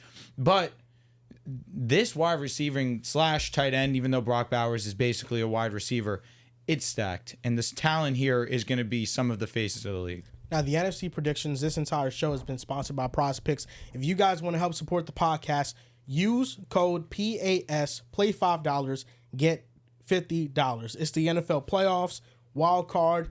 We only got so much football left. So if you want to play, you got to play now. It's essentially what you got to do. So better time. Make sure you guys play responsibly. That's number one. If you want to support the podcast, code PAS, play $5, and get $50. Packers versus Eagles. Here we go. First NFC game up. You want to talk about a game we could breeze by? It's this one. I think this is another funny one. We've gone so far. I put my leg up like this because this is just It's cool, calm. It's just been funny. He's real for saying that, because when we talked about the Bills and Broncos, I had to get serious. It's just so funny to me how we've come here. Like, I would love to know who you're picking. I'm actually excited. No, I know who he's gonna pick. I slept on it. I actually slept on it last night. I'm excited. After having some Magic Mind. Yes. I'm excited. No, It's but helped my the thing sleep is, schedule. all I've heard from Joel, and correct me if I'm wrong, is the best team in the league to you is the Philadelphia Eagles. Oh, yeah. They've been so good. He's been with us until 2-3 weeks ago, he anointed the Vikings as the best team in the NFC. What? He did? No, I didn't say the Vikings were the best team in the NFC. I was just wanted to see where we were going to get him. All right. I respect that. Keep him on his toes. Yeah. I'm cool with that. You know, Nothing wrong with a little lie. And he stood tall. Nothing wrong with a little lie. You know, I love you know what, Riv? I really hope that the Packers pull this one off. Well, pick him. No, it would be generational. I'm not gonna lie. Stand with this your pick. arrogance that you're walking with right now. You see my You know, it's unlike you. It's not like you. It's not For like Philly? you. No, it's not. It's not like you. Really? It's not like No, you. that's pretty on brand. You know, and I'll be walking feel down like- with my boys. I feel like, you know, Never asked, it's he was. okay to pick the Eagles to win. I'm You be picking. going down on your boys? Yeah. I'm picking the I'll Eagles fuck to 'em all. win. But the disrespect being shown to the Packers, like this is gonna be the easiest team game that of the hasn't- weekend. They just don't show up This is against gonna be good the game teams. that. You mean the team that hasn't beat none of us? They lost Us? to the Eagles by Sorry. 2 Detroit, points. Minnesota. Sorry. Have they The beat Lions us? in Brazil. That was week And we one. won. All of the games they've lost this year, outside of one, have been by one Have score. they beat us, Detroit, or Minnesota? No, they haven't. Oh, none of us. I'm not. But Wait, have you know they what that been a good means? team? That means Yeah. that they're due. That's Oh what my no, God. they have been. They have been good teams. They've beaten good- They being a team that you're about to pick to win a playoff game this year. The Rams. Oh. Did they beat them? Yes, They might. they beat the Rams. I think they What beat week was Seattle that? too, right? I think did they play Seattle this They year? beat the Seahawks. They beat the Rams. They Seahawks beat the don't move Texans. on. Oh, they So, beat yeah. all the teams in their tier. That makes sense. I respect that. Which means that they're not far off. So this is not going to be a cakewalk. It's not not how going to be an that's easy not how that game. goes. The They're Packers not in the have same tier as the one of the Eagles. best defenses never in the been, Dehls. NFL. Oh, it was in That's- October. I don't really care. That's fair. The Packers have one of the best defenses in the NFL. No Cooper Kupp, no Puka Nakua. It doesn't even count. It doesn't count. Oh, that counts. Jordan That Whittington does. had That 89 counts on yards. And you guys, it was 24 to 19. Oh, it was a good Yeah, game. they Come breezed by the on. game. Breeze It by was- is crazy. 5-point You're a game. box score watching. It didn't We feel already like a have close Cooper game at the Cooper time. Kupp. I don't need to know anything. No. Hey, listen, the Packers, they still got an elite defense. Jeff Hafley's going to have an amazing game Is it plan. elite? Yeah, it is. It's one of the top You've 10 been very defense in the vocal about NFL. this defense. In terms Up and of down. No, what, the EPA? success rate has not been. That's what I'm saying. EPA wise, 'cause it's been up. Shout out Xavier McKinney, man. Drop back, yeah, but the rush success rate and rush EPA, they've been towards the top of the league. And that's one avenue where Rashawn Gary has regressed a lot as a pass rusher, even though he's picked it up in the second half of the season. Not to an elite level, but Rashawn Gary, his ability as a run defender has improved a lot this year. So that's where I'll give him credit. And they have a great run defense. And I think the formula to beating the Eagles, number one, is you got to stop the run. You got to force their offense into drop back is that passing possible? situations. The Eagles' offensive line has 4 Pro Bowlers on it. You know, could be Probably 5 if you five. count Mekhi Becton and how he's played this year. He hasn't played like a Pro Bowler, but he's played hurts. really damn good this year. No. So I look at the Packers and listen, Christian Watson is a huge loss. Not having Jair Alexander is going to be huge as well. But they have Jordan Love can't at guard quarterback. And he might not play. Wait, they have who? Jordan Love at quarterback. That's cute. Jordan Love said he doesn't know if he's going to play. I know. Maybe it's gamesmanship. I know he And got I said he this- got an elbow injury. I said it before show. Elbow injuries. Jordan are tough. Love fans might not want him to suit up because this could be a stain I on want his him legacy. to suit up because the No, he only better way the suit up, 'cause Packers if have a he's not, chance if he's is not, to. if he's not playing, I'm not watching this damn game. The only way the Packers have a chance to win is if Jordan Love plays and he plays at a high level. They have a That's the chance? only way. But Yes, they have can a he chance play at to a high win. level? Yes, he can play at a high level. I'm Jordan starting Love to is get Jordan worried. Love. What does that mean to us? I'm starting to get worried. Jordan Love is Jordan Love. is He's that? one of the most What talented does quarterbacks in amazing the pocket NFL. presence mean to me if we can't do other things? Nah, What Jordan Love. what Jordan other Love's things top can 10. he do? hey, you know, I'm just speculating. Jordan Love or Jalen Hurts? Jalen Hurts. He's been very vocal. I'm gonna ride with my fucking tongue. Jair would probably guard AJ. We know that's barbecue, so thank God he's Is sitting Jair playing? No, he's not. That's not for the year, No, I think, he's right? he's done for the year. Yeah. You know, their That corners sucks. right now is He was Carrington out for a minute. Valentine, Eric Stokes, Keyshawn Nixon. You know, it doesn't sound great on paper, but they've been good recently. Keyshawn Nixon is a baller. I fuck with play. Keyshawn Nixon. It seems like every time I'm watching the Packers, he's making a play on the ball. Carrington Valentine can play too. That was a 7th round rookie last year. I mean, this is not going to be an easy game. Yeah, I think the Eagles are going to win, but this is not going to be one of those easy games. So what's the score the advantage that I got you right here. 31-17. Just pick the Packers. The You advantage want that the to pick Eagles them. have over the Packers is the advantage they're going to have over any other team. They're better on their offensive and defensive line. Yes. I think the biggest weakness in this game for the Packers specifically is not even their corners because they don't really play bump-to-bump man coverage like that. Jeff Hafley has done a good job like just switching up the coverages they play and playing more zone. It's really the interior offensive line for the Packers. Josh Myers and Sean Ryan and Elton Jenkins too has been a little bit underwhelming this year. That's a liability, I think. You know, so the Eagles' strength is their interior defensive line with Carter, Milton Williams, and Jordan Davis, and a Gobo, I think, a Jobo. You talking about the guy from the Ravens? David Ojabo? No, you have another defensive lineman on the Eagles that his last name starts with the O. He's a rotational guy. I'll look it up. But he plays well. I think that's the advantage that they have. That's the big advantage. And if you can stop the Packers from running the ball, I think that's what they want to do. The Packers, in order to have a chance, they're going to have to run the ball effectively. Then this interior defensive line is just too good. My final score prediction is 31-21 Eagles. I think, this is without me accounting for the late garbage time scores that the Packers tend to get in these type of games. So if they get a late Morrow or game, Jomo? A Jomo, okay. Okay. So if they get some late game scores, I could see like 31. They can make it looking pretty. I could see 31-28, but really it was like 31-21. Can I ask another question? Why is it that Malik Willis has this great connection with Jaden Reed, and Jordan Love and him simply cannot get on the same page? Question. Well, I think number one, Jaden Reed, with Christian Watson out, has had to play out of position, and he's had to be used as that deep threat. But I honestly don't think that Jaden Reed gets open consistently. Like, that's number one. I don't think nobody on the Packers outside of Dontavian Wicks can separate at a very high level.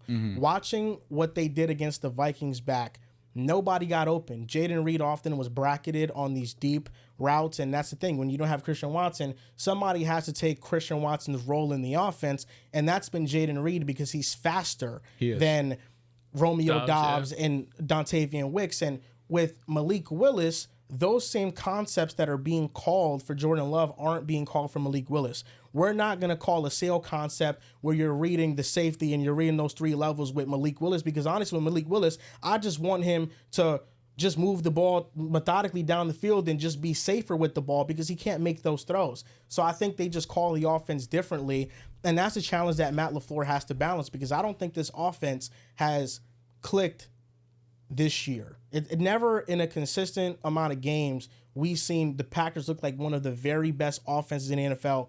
They're clicking on all cylinders. Not a year 5 regression. I think it does start with just the separation issues from their receivers and the drop issues. Jordan Love leads the league. He's towards the top of the league in drop percentage, and he's still making high-level plays. It's just the players around him are failing him, and then the offensive line, when the Vikings blitz, they didn't have really much of a plan against that. Love can work on things. I think Love can be quicker with his progressions. I think he can go to other places with the ball at times. But for the most part, what I see is there's just a lack of separation with the receivers right now. And with Reed, I think his targets with Malik Willis are much different than with Jordan Love. Maybe this offseason they go and they try and get an alpha. Who knows? Tyreek Hill could be available. Just knowing the history of the Green Bay Packers, Mr. Dehls, is that going to happen? Probably not. That sucks. They haven't really shown. They're not really a team to make splashes in free agency or the trade market, I got the Eagles in this game, though. No way. I think there's just too much going against Green Bay. You have Jordan Love's injury. Of course, Jair's been out for a minute now. But really, it's just the matchup against Philly's tough. This week 1 was cool. Brazil, week 1. That's when we thought Philly's defense would be terrible, and Hurts had all these turnovers and fumbles and sacks. And although he could be prone to some mistakes, he's been so much better with the ball over these last 2 months, 10 weeks or so, that I don't have that same fear as I did during that time. But right now, I think when we've seen Green Bay's offense at their best, it's been through Josh Jacobs. It's been Josh Jacobs getting 20 carries. It's been him being a bowling ball. It's been him picking up chunk yards. And then off of that, Jordan Love's been able to make some explosives. I still think Jordan Love, even though he hasn't been as consistent as he was the second half of last year, I still think Jordan Love is one of the top 10 quarterbacks in the league, although maybe a bit regression from last season. But if the Packers want to win this game, number one, Jordan Love's got to be healthy. I don't think he's healthy right now, right? Like, he tried to come in at the end of last game when they saw they could potentially move up in the seeding. He ended up not coming in. And now he's talking about, we're Wednesday, game's only a few days away. It's like, yeah, I don't know if I'm playing. Is that gamesmanship? Probably. I'd be shocked if he doesn't play, but he's not going to be at 100%. And even at Jordan Love, even Jordan Love being 100%, don't know if you have a chance against Philly. This has just been too dominant of a team to lose to the Packers that have just been more or less inconsistent all season long. And then on the offensive side of the ball for Philly, it's the Saquon show, right? I do think the EPA numbers are really nice for Green Bay.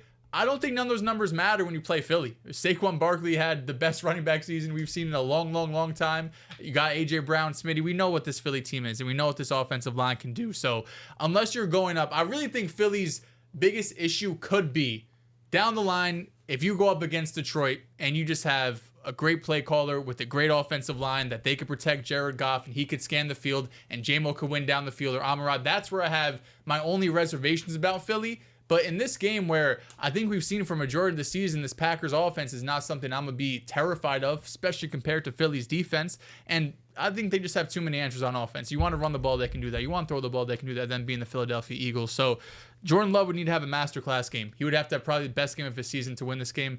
But I got Philly winning 28-17. Oh, I said 31-17. Listen. When your team wins 11-plus games in back-to-back-to-back seasons, 3 times, by the way. Eagles bet, by the way. I'm going to get the menu, that memo. The Eagles bet? What was the Eagles bet? I was thinking it's 200. What was the Eagles bet? 2 what? He's lying. That's nuts. It was either over 10 wins or win the division. I think it was 50 beans a pop, though. It was probably, yeah. We usually do 50. Yeah. Yeah, it's just a lot of the bets that I got with Riv have gotten negated. I think that was our only bet. No, there's only one. Huh? There's only one that got negated. Which one? Niners for sure got negated. Like, what do you mean negated? Like, Canceled. Like, it can't. Why did the bet get canceled? Everybody got hurt. I feel like it's valid.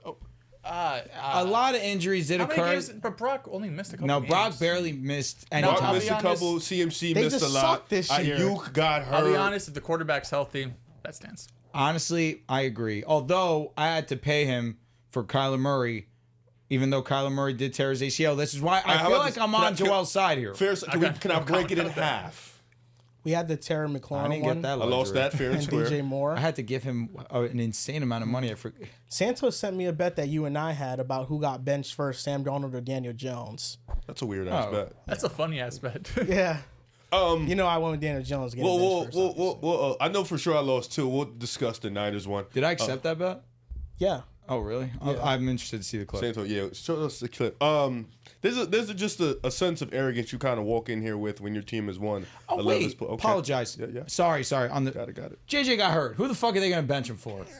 To be fair, he played amazing. if JJ was healthy, there was I no don't way. think he was No. gonna get benched. That game versus the Jaguars could be like, hey. Yeah, He maybe. was too good at that They point. fall to Yeah. fucking facts. 10-2. We're just different. Like, I really wish Green Bay was healthy. I really do, because this breeds a pick a side storyline that's just come full circle. Like, this really is one of those ones. Like, we beat them in Brazil. You heard the nonsense. The field.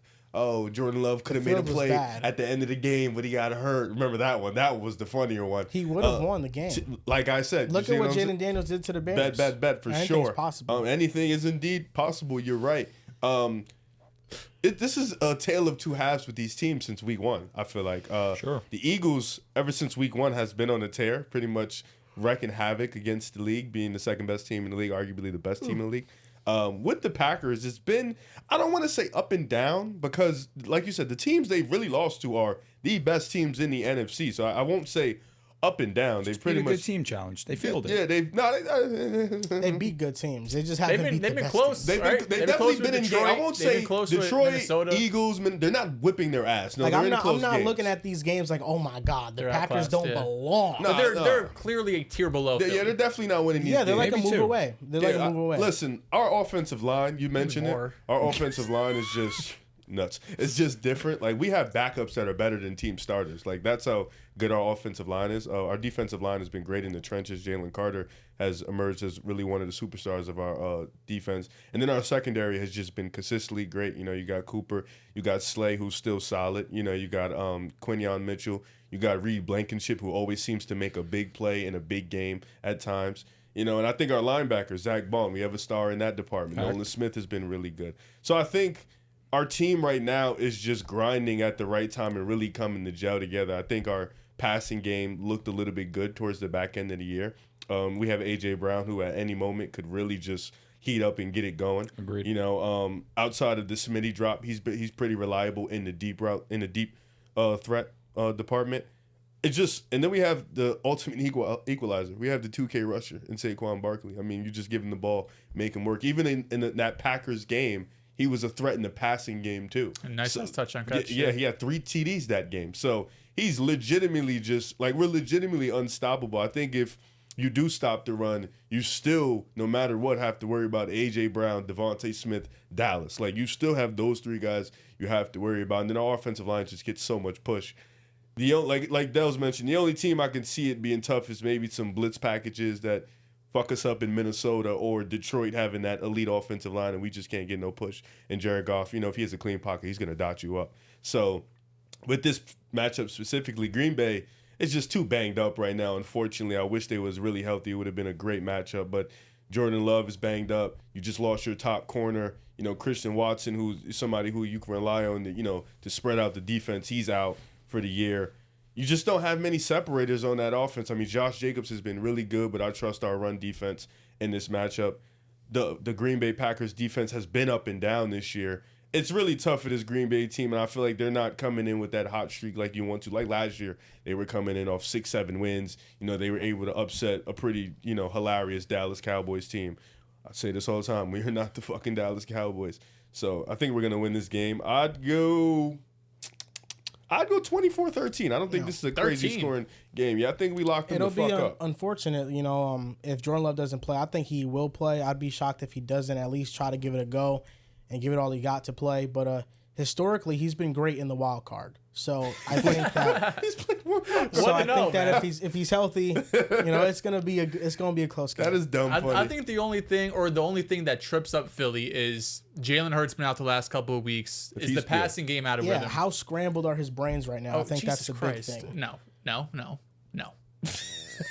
He's been in concussion protocol for like 2 weeks. It's been a minute. I think his brain, God willing, I don't know. I think his brain is okay. He practiced today. I think he's going to clear concussion protocol. He got cussed like fucking 2.5 weeks ago at this point. I think he's okay. But that's my only kind of like slight worries. Brother, he just got cleared yesterday. I'm gonna be honest. I don't have any fucking worries. It was that would be 3 weeks ago. Like for real, really. He just got cleared. Because when did he get the concussion? Against the Commanders, right? First quarter. Yeah, and he didn't play for that entire game. Of course, he didn't play the next week. Yep. And he didn't play week 18. They probably were going to sit him anyway. He's good. He was never missing this week. But he was in concussion protocol until today. Yeah, he couldn't play. He was never Tanner missing. McGee, I still think we win. Yeah.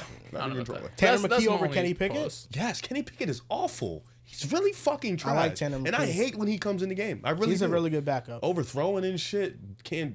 Oh, God. Maybe Jets Bridgier, Tanner McGee. Tanner McGee's young, too, right? He's like 24, 25? I don't know. He might be a little bit older. You need solid backups nowadays. You do. Let me see. Tanner McGee age. We need a backup for next year. Who, you guys? Yeah. You need a starter. Tyrod. He's going to be 25 in April. He's young. Oh, April what? 27th. Yeah, I mean, I think, listen, for the Eagles to lose, a lot of things got to go wrong. I mean, not just in this game, but I think in the playoff landscape of the NFC, there's a lot of things that have to go against them. And really, they're going to lose if they don't play their best brand of football. That's really it. And I think the two things that maybe hold them back from doing that is maybe a Nick Sirianni questionable decision. Mm-hmm. He has those sometimes. And Jalen Hurts is not playing well. But I'm looking at the playoff landscape, and the two coordinators that kind of scare me if I'm Philly the most are Aaron Glenn and Brian Flores because of their pressure packages.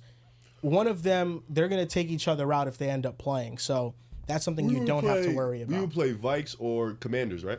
In the next 5 or 6? Because we're 2? Yeah, you're gonna face either the third, Lions are the first seed. So you'll probably face the top seed. Yeah, you'll face the top seed if they move on. Oh, okay. So okay. So Lions will play the low seed. What if 4 loses? So let's say the Commanders win.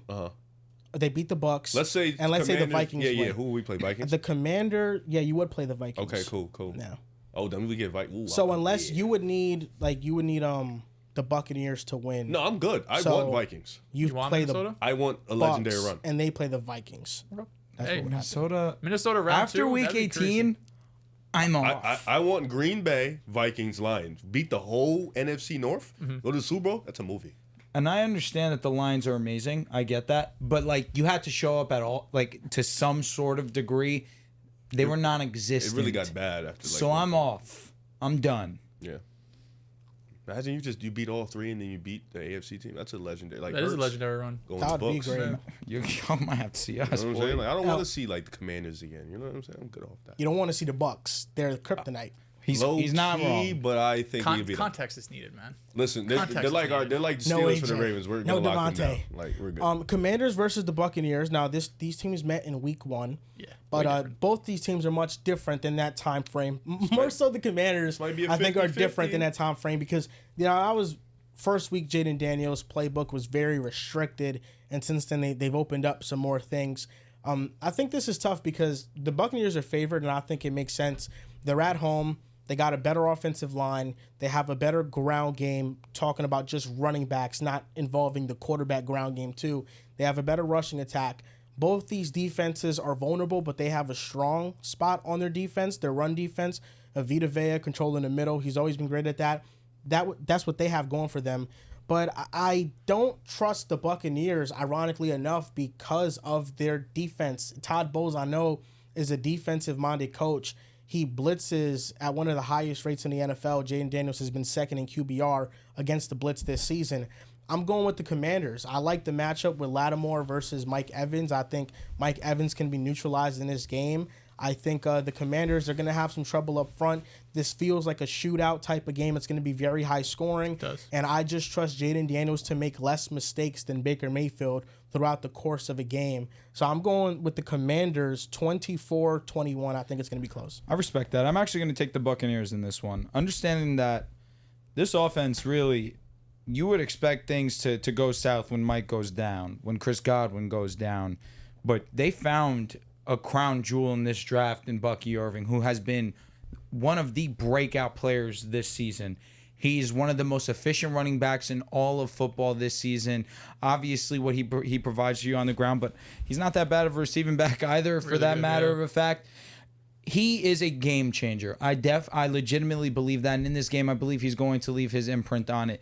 And I understand Marshawn Lattimore's opposite side of Mike Evans. He probably will get the better of him from play to play from time to time. But, of course, you have to respect Mike Evans and the legend that he is. But McMillan has been an amazing addition to this pass offense over these last couple of weeks. He shows as a big play kind of guy, get into the end zone. He's been a nice boost for this offense as well. But if you can limit the run game for the Washington Commanders, I think the Buccaneers have a legitimate chance to win this game, and I'm going to take the Buccaneers to win them and just outscore the Commanders. It's going to be a fun game. Definitely don't think this is a walk in the park for the Buccaneers. I think Jaden Daniels shows out in his first playoff game. Jaden Daniels has been simply way too good this season for me to think otherwise. We're talking about potential rookie of the year for the Commanders, for the league. But give me the Buccaneers in a very close game. I'm going 28-24. This is the toughest game for me to predict. All of the other games, I feel pretty confident, some more than others, but this has been the toughest because I agree with Joel. I think this is a shootout. I don't trust either of these defenses. The Buccaneers have shown all season long to be one of the most prolific offenses, and they've had such an odd season where they started off, I think, 4-2, 3-3, and then they lost 4 in a row, and then they finished the year winning 6 of 7. The competition down the stretch wasn't great. I think their best win was the Chargers game. They won 40-17. Surprised everyone. Of course, they beat Detroit early in the year, but I'm talking really like second half of the season when they really won this heater. But it's been on the back of that run game, and it's been on the back of Bucky Irving and Rachaad White to a lesser extent. I just worry about Baker Mayfield some. Although this defense isn't great by any means, I still don't think the Commanders' defense is good really whatsoever. But Baker Mayfield has still, throughout all of the numbers he has, he's still, could turn the ball over. He could still take some sacks. I think compared to Jaden Daniels as well, who's much more elusive in the backfield, avoiding pressure, avoiding sacks. That's really the deciding factor between the two. Is I think Baker Mayfield will have more negative plays than Jaden Daniels will in this game. But I could see it really both ways. I could see the Bucs offense coming out here, Bucky Irving having 100+ yards. I could see Rachaad White having 50 scrimmage yards, and then you got Mike Evans and Jalen McMillan who have been playing great. And Baker Mayfield, for the faults he does have, still has had a great season this year. And on the other side, the reason I'm picking the Commanders outside of just Jaden Daniels and his elusiveness and just overall, I think he's a better quarterback than Baker Mayfield this season. I still like this rushing attack. I love Brian Robinson. I do think in the beginning of the year, if he never got hurt, we would be talking about him a lot higher. He fell but since off. he got hurt, he was never been the same since. He fell off. But I really do like this run game, and I don't think this Bucs defense is going to cause a lot of issues for them, right? I know Todd Bowles is known for being like the defensive mind, rookie quarterbacks. He has a track record of doing so. But shit, this season, this defense hasn't done much to make me think that this is going to be the game where all of a sudden it flips and they're going to hold the Commanders' offense to 16 points all of a sudden. So I think it's going to be a fun game. I think this could be the most competitive game of the slate, honestly, with two high-powered offenses and two, lower of the pack, but below average defenses. But I got the Commanders. Jane Daniels gets his first playoff W. Yeah, I'm going to also go with the team I hate the fucking most, the Commanders. I do think this is a tale of just high-powered offenses. I think both their defenses aren't really going to get too many stops. I think one defense might have an opportune stop. But I'm going to go with the Commanders because, same thing with Dehls says, I do feel like Jaden Daniels has been a lot more safer with the football in Baker Mayfield. I think that offense in general, Washington, it's really efficient. It's one of the best offenses in football. They can run the ball. They can pass the ball. I do worry a little bit about them having only one true weapon and they are milking whatever they can out of Zach Ertz and what's left in his career. But Tampa, I don't think they have the defense to really put any pressure on that. I think this is going to be a 30-25 game with both teams being able to have some big moments. I just trust Jaden this year a lot more in terms of just keeping the ball safe, making plays with his feet, being a lot more elusive, being able to avoid sacks, making more big plays. So give me Washington. I think this is definitely a 50-50 game. Could be one of the best games of the weekend. That's what I'm saying, just the way how it can go into a high fly. You got Mike Evans, you got Terry, you got Baker, you got Jaden, you got some guys out there. But give me Washington on the road getting this W. And this is why the NFL schedule makers did their thing because they are projecting the best game of the wild card playoffs to be the Vikings versus the Rams. The 14-win Vikings are the 5th seed. The Rams made the playoffs with a 10-7 record, the same as the Seahawks, but they had a better strength of schedule, so that's why they got into the playoffs. And they also rested their starters week 18, and they still put up a fight. Jimmy Garoppolo and Whittington had a pretty good game. But Vikings versus Rams. Now, the Rams have been inconsistent this year. In moments, they've looked really good. Like the do-or-die moment against the Vikings Thursday Night Football where they win that game versus the Bills. I mean, Stafford and the whole offensive crew, they were on one. As of recently, post that game, Cardinals game and Jets game, I'm looking at their offense, and it's a little bit up and down, and I feel like that's just been the story of their season. We don't know what version of Sean McVay or Matthew Stafford are going to show up week to week. The Vikings defense, when they played the Rams the first time around, Blake Cashman was not playing. Blake Cashman is an all-pro level linebacker to me, and he changes the way you can cover and pass in situations, and he's an excellent run defender. And when they have Cashman and Pace, they're able to neutralize the run. And I felt like a big vulnerability of that first matchup was not being able to contain the run game on the ground that the Rams had. So I think if they're able to contain the run, they have some good corners on the outside, they have some good pass rushers, and Brian Flores is going to always have his tricks up his sleeve with his pressure packages. But most importantly, this is a bounce-back game for Sam Darnold. He needs it. This is a bounce-back game for Sammy Boy. And if you talk about the quarterbacks under the most pressure in the NFC, number one, I think Darnold is number one and number two because Hurts is with the best roster in the league, and they have Super Bowl or bust expectations. Darnold, when we talk about financial aspect, yes, if he does not play well, he's not getting a long-term contract. He lost $50 million week 18. I'm just saying. Back-to-back bad games. The important games of the season, he might be a bridge quarterback for another season if he doesn't perform. He looked terrible against the Lions, the worst I've seen him all season. If he plays well, the Vikings are in that game, and they have a chance to win. I think this is a bounce-back game for Jefferson, for Addison. I respect the hell out of the Rams' defense. No, well, Jefferson, he didn't play well against Robertson. He didn't. Amik Robinson. Amik Robinson played well. Turn on the film, man. Can't put him in the dirt. Maybe his fucking quarterback. But I mean, listen, Sam Darnold missed a lot of throws. Sam Darnold was inaccurate the entire game. So for me, I'm looking at the Rams' defensive line. They're amazing, and I think they can get after it.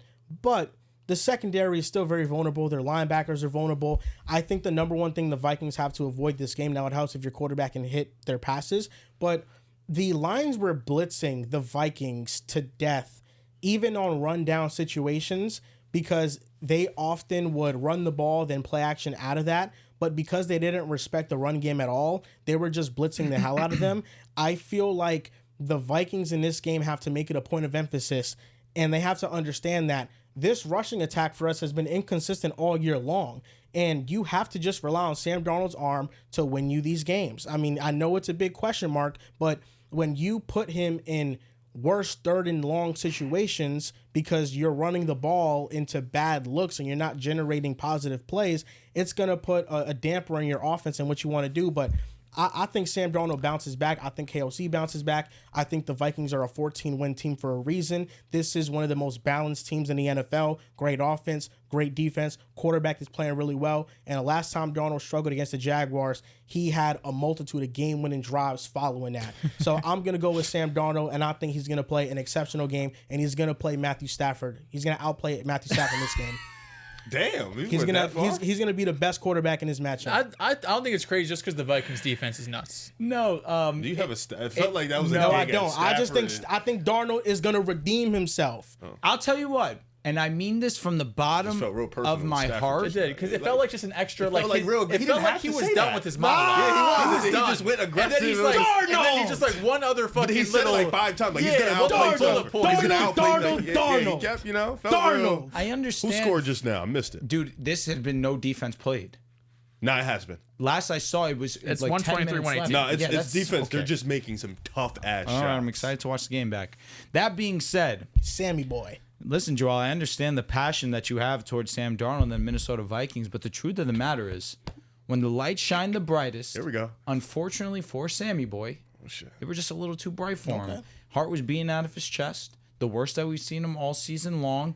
Inaccurate, essentially the entire game. Hesitant, not trusting his progression, not trusting the play calls that were put in place for him, because on both 4th downs in the red zone, he had Addison wide open both times.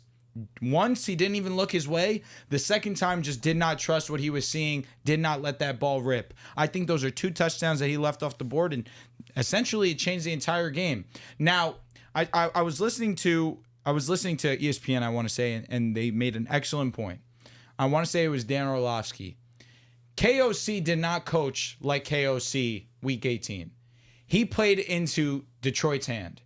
Detroit is a go for it on 4th down. They trust their offense. You know that, and more often than not, on 4th and short, they're going to go for it. And a team that hardly ever goes for it in Minnesota decided to be the team that was ultra aggressive. They were. And they fell short. Hey, I don't blame them. I get like, it, there was like 4th and 1, like the 4. I get it. I get it, too, but you shouldn't change your philosophy just because you're playing against Detroit. Now, you're going up against the Rams, who... come playoff time, they're a tough out for any team they go up against. Last year, the team that ended up going to the NFC Championship, arguably game outside of the Super Bowl, of course, game of the playoffs was that Lions versus Rams. And the Rams went out there and they put up points against, or they were efficient, I should say. Didn't really put up points against them because that red zone defense by the Lions was really clutch, especially down the stretch. But in this matchup, where first go round, We all kind of got caught with our pants down. Didn't expect Puka to play, Cooper Kupp to play both at the same time. We're like, whoa, what's happening here? Puka's ready to go, and then Puka was a superstar. Wow. But I think what's changed for this offense more than anything since that time has been the What the hell? Felt crazy, man. I tried to push through. No, it was good. It was like the 4th moan that got me. What has changed for this offense, I agree, Matthew Stafford in the passing offense hasn't been as prolific, but we've seen them really relying on Kyren Williams, and that's been a huge part of their offense and why they've been able to just enough to get by these games, at least offensively. On the defensive side, what's been great for them and what's been essential for them has been this pass rush. Jared Verse has been a superstar breakout player this year on the defensive side, not just putting a case for him to be, he's locked himself as defensive rookie of the year, but hey, we might be talking about giving him a nod for the All-Pro. That's how efficient and effective he's been in terms of getting pressure on a quarterback. He's one of the league leaders in that regard. But of course, Braden Fisk, what an addition that he's been. Kobe Turner obviously is another guy. This defensive line for them has been the most impactful part of that defense for them. And if they can get after Sam, make him uncomfortable like we saw last week in Week 18 with the Lions, that's their avenue to really limit this offense. I'm obviously going to trust Matthew Stafford here. And especially after what I saw from Sam Darnold Week 18, He's going to have to prove it to me. And I'll happily sit here if the result's opposite and Sam Darnold goes out there and he balls out, say I was wrong, I'm happy. You know, you can trust the Vikings moving forward. But in the biggest game of Sam Darnold's career, it was arguably the worst that he's shown. And that's where I have my reservations in this game. Rams at home, Rams with the experience, Matthew Stafford, Sean McVay. And I know that KOC's the coach of the year, but Sean McVay is still a superior head coach to me. I'm going with the Rams. You know, I just want to read off these numbers and how historically bad the Vikings were against the Lions. They ran 14 plays in the red zone in Week 18. Out of those, one was successful. Minnesota's 7.1% red zone success rate was the worst by any team in the game in the last 5 seasons, with a minimum of 10 red zone plays. 1,328 games were played in the last 5 NFL seasons, and the Vikings were the absolute worst. They reached the red zone 4 times and didn't score a touchdown. 3 times in goal-to-goal situations, did not score a touchdown. 2 failed 4th and goal attempts. 1 missed field goal. No other NFL team in the last 30 years has done all of that in the same game. I think it was like a historical outlier for the Vikings, and it just was not like them at all. Like, I think it was an outlier game. Look at him. He's smiling. He knows that he's bullshitting right now. Sam Darnold. He's bullshitting right now. I'm not. Sam Darnold. He's going to play well. He did shit his Oh my Sam Darnold is going to play well. Listen, it happens. And I'm with you. I think I got the Vikings. And this is tough. Like, this isn't nothing. This ain't no walk in the park. You know what I'm saying? This ain't Eagles-Packers. This not damn Eagles-Packers. sure. Nah. Yo, stop ain't Eagles-Packers. disrespecting the goddamn Packers. Well, tell them to start respecting Yo, themselves. pick the Packers then. Yeah, pick the Packers. Please. You really want me to do And when it? you're Super Bowl He's pick, not don't doing walk back. it. He doesn't have stones. Yeah, I know. He It's doesn't all right. have the stones to back up his, I agree. his Maybe- off-season, Broncos, preseason. bro. It is a little bit cold. My balls are shrunk right now. Sack up. It is icy. Push him Yeah, down I from won't the pelvis. I won't sit here and Get him cap. back into your hand. Sack the fuck up and take the Packers. I got don't think you just told me Jordan Love might not play. if Jordan I'll give you Love, the caveat. I'm cool with that. I'll give you the caveat. This is Mr. Caveat. I love a good caveat. I'll sleep on it. No, right now. You have to choose Didn't right you now. already sleep on it and pick the Access Eagles? You're going to sleep on it to again? more How many times can you sleep on information. something? until the game starts. Hey, listen, we got Facts, a lot I did of take sleep. the Guys, Broncos. fucking Like, 4 you know, sleeps till game day. there's just a certain That's level. your team, though. The Packers are his He hasn't team. said much about him all year. He's been riding the Vikings, riding the Eagles all year. You know? I've took a lot of my teams this go around. The Chargers, I took the Packers. I mean, not the Packers. I took the Vikings. Look who they're playing. The Chargers was an easy pick. I was shocked you took them. Yeah, I was like, should I go the other? Maybe it's a Jenks. Could be. Yeah. I got Minnesota in this game too. So hey, you got a couple games this year. You're on an island 3 times, right? 3 different times. I think the Rams, whatever Rams, it really is tough because you don't know which Rams you're gonna get. But I do think Gonna make a bracket, and it's gonna be a little ops. I do think this is gonna be a tough ass game. I do think it's gonna be a fire ass game. But when Rams and Vikings play, you know, you do tend to get some good games. I think Sam Darnold has a lot to play for. I think he's playing for his that's why it's a little bit of extra motivation for him. Like you're playing for your contract. You're kind of playing for the narrative. Do I need to get a job after football? No, real shit. Like, or am I set up for generations? Yeah, but I got Vikings. I trust their coaching department. I think they're more talented than the Rams. I think their defense is legit. God, D. Mitch has stunk this game.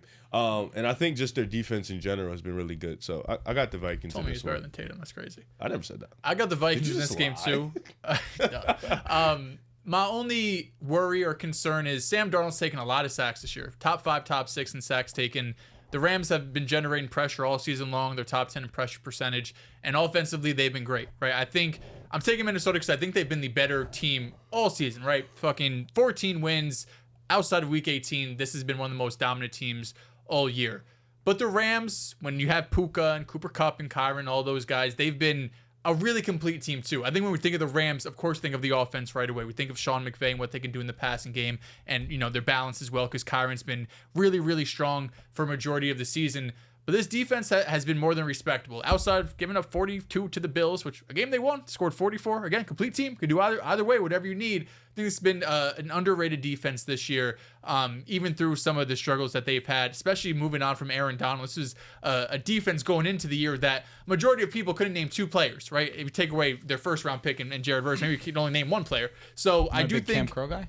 I'm saying people, you know, Facts. Regardless, I don't know if the Rams have gotten the respect they deserve just because of all the other teams in the NFC, with the Lions and the Vikings being a great story and the Commanders coming out of nowhere. There's been a lot of dominance in the NFC and a lot of storylines where the Rams, on the other hand, have kind of, sneakily down the stretch of the year, they've won some ugly games, but they've won, I think 5 of the last 6 games, 6 of the last 7, something like that. If you take away week 18, which they didn't play anybody, they won damn near all of these games down the stretch. So it has been a little bit ugly, but the Vikings right now, I do think Sam Darnold bounces back, because there's no way he could play that bad again. There's no way he could play that bad again, because I saw for 16 weeks outside of Jacksonville, he was pretty fucking great for 16 weeks. Jets. Not great.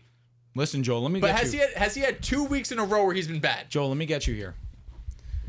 Do you remember a time, you and me, Family? and we rode that fucking thing all the way to the fucking bowl? Now, I'm not saying the Rams are the Super Bowl champions. I'm not saying that. But I'm asking you to take a leap of faith with me. I'm asking you to ride one last time with the Ramley. It's a big dick. I can't. You want to jump on it? I can't. There's some things that got to be left in the past. Rex Ryan got to be one of them. We're leaving the Rams. It's Matthew for Stafford, this game. Sean McVay in the for this past. game. For this game, Puka I think Nacua is the future. I'm with you there, brother. You don't got to tell me about it. Puka. He's not strong enough, man.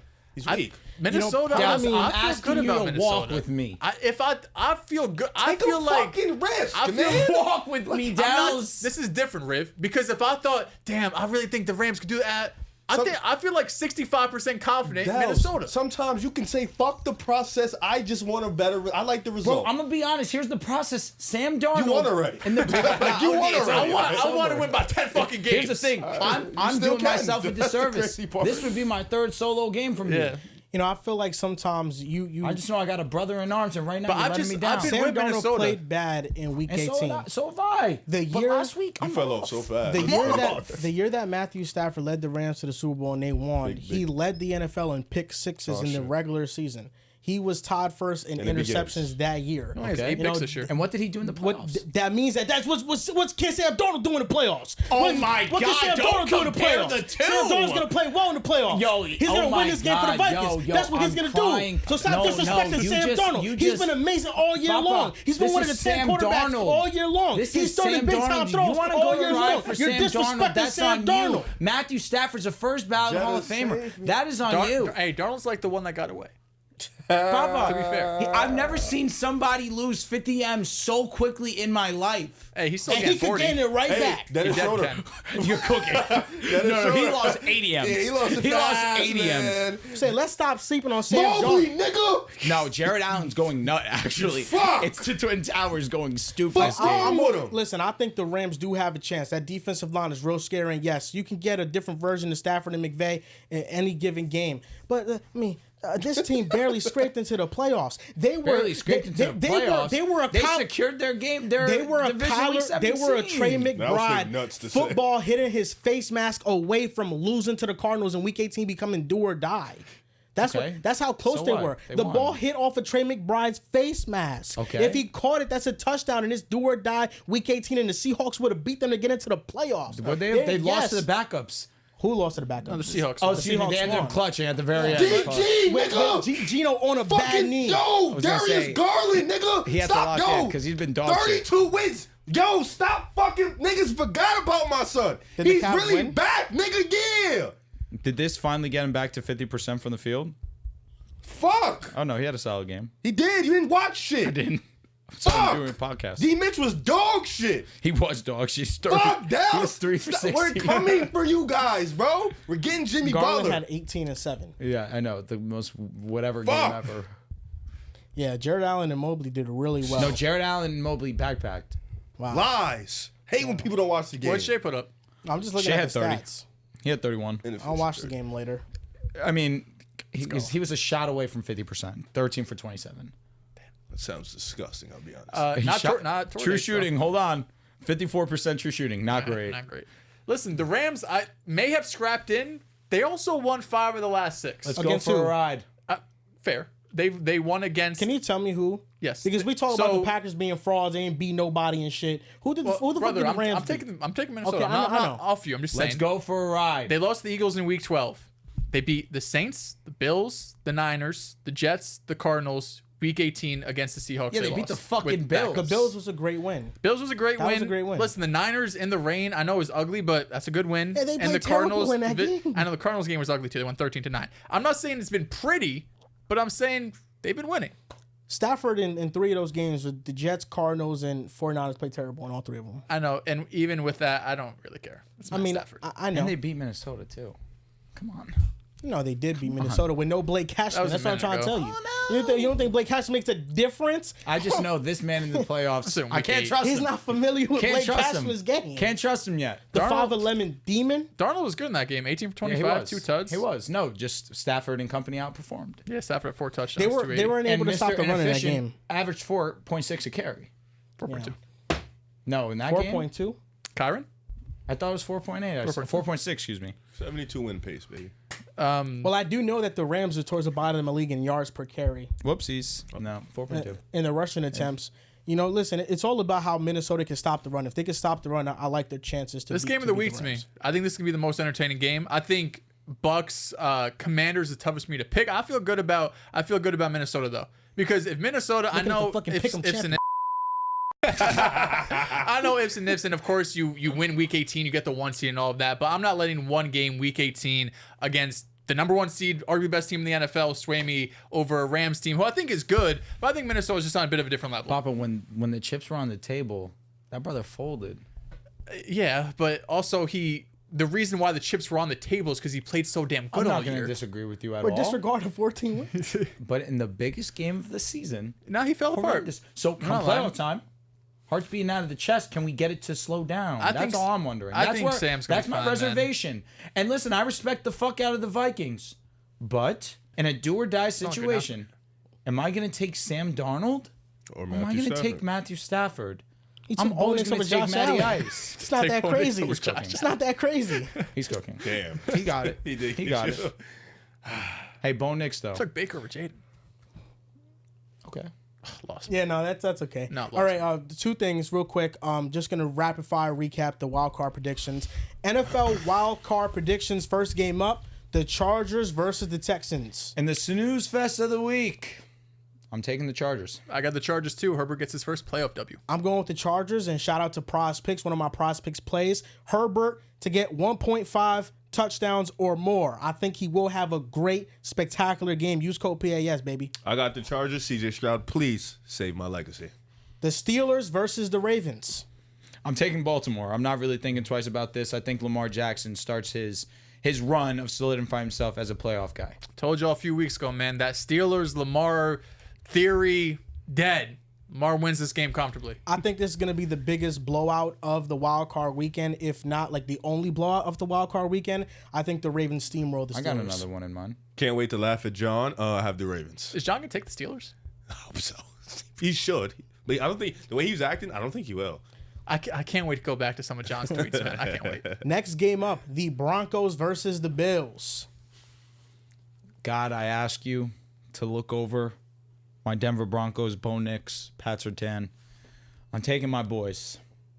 Let's do it, boys. Let's make history. I got Buffalo. They've been dominant all season long. I think Denver's been a great story. One of the biggest surprises of the year. But Buffalo's just been too dominant for me to pick against them. I got the Bills winning to set up a Lamar versus Josh Allen second-round matchup. I'm coming for you. That's going to be historical if it does happen. We'll see. I got Josh Allen, always and forever. Commanders versus the Buccaneers.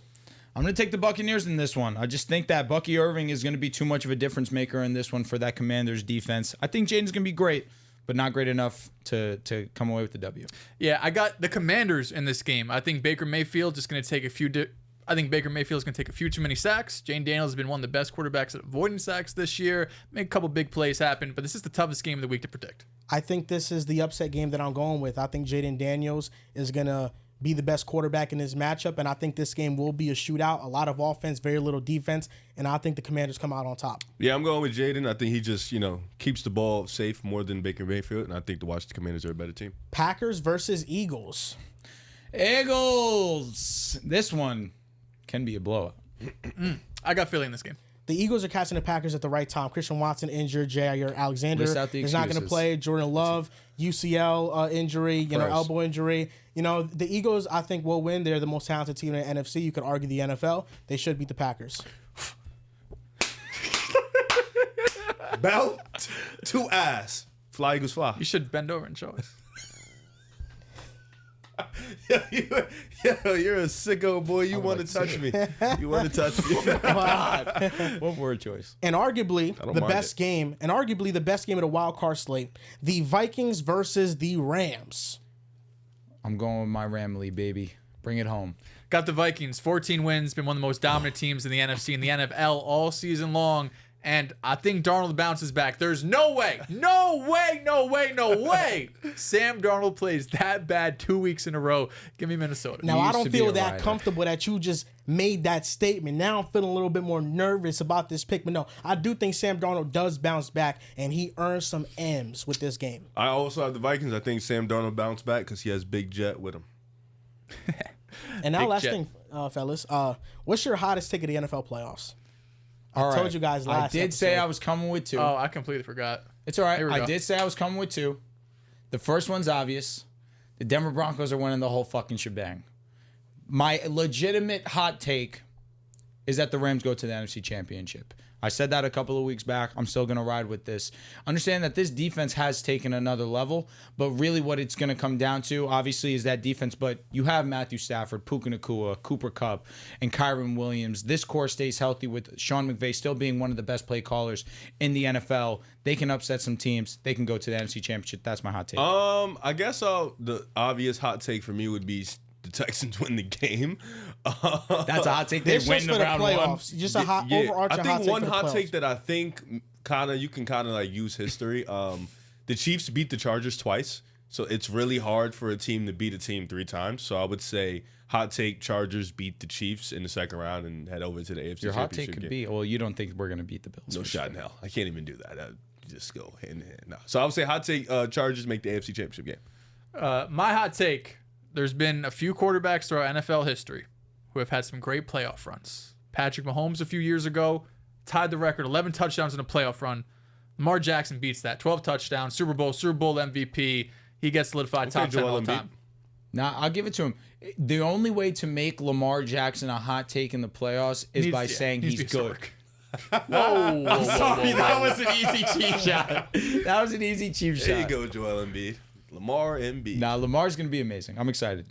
If the Chargers make the AFC Championship game, they would have to beat the Chiefs. Yeah, that's what he's saying. I said that. Wow. Yeah, because they beat them twice. The Chiefs beat them twice this year. It's hard to beat a team 3 times. Yeah, it's hard to beat a team twice, let alone 3 times. And I'm praying the Chiefs lose. I'm begging for it. And I'm telling you this now. If we beat the Bills, oh brother, it's no shot. As an Eagles fan, what team are you scared of most in the AFC? None. Okay. The Lions would scare me. No. The Lions would scare me. Because I think the Lions. Oh, I'm sorry. AFC, I thought you said the NFC. I'm so sorry. I thought so too. NFC, nobody. I'm not scared of none of them. I think you should be scared of Detroit, but okay, fine. No, I'm not scared of Detroit. Not at all. I wouldn't be more scared of Minnesota. No shot in hell. They beat us when we had nobody. Nobody played. AFC. I'm not scared of Mahomes. I think he'll beat us, but I'm not scared. I'm not scared. Who's there to be scared of then if you're not scared of Mahomes, respectfully?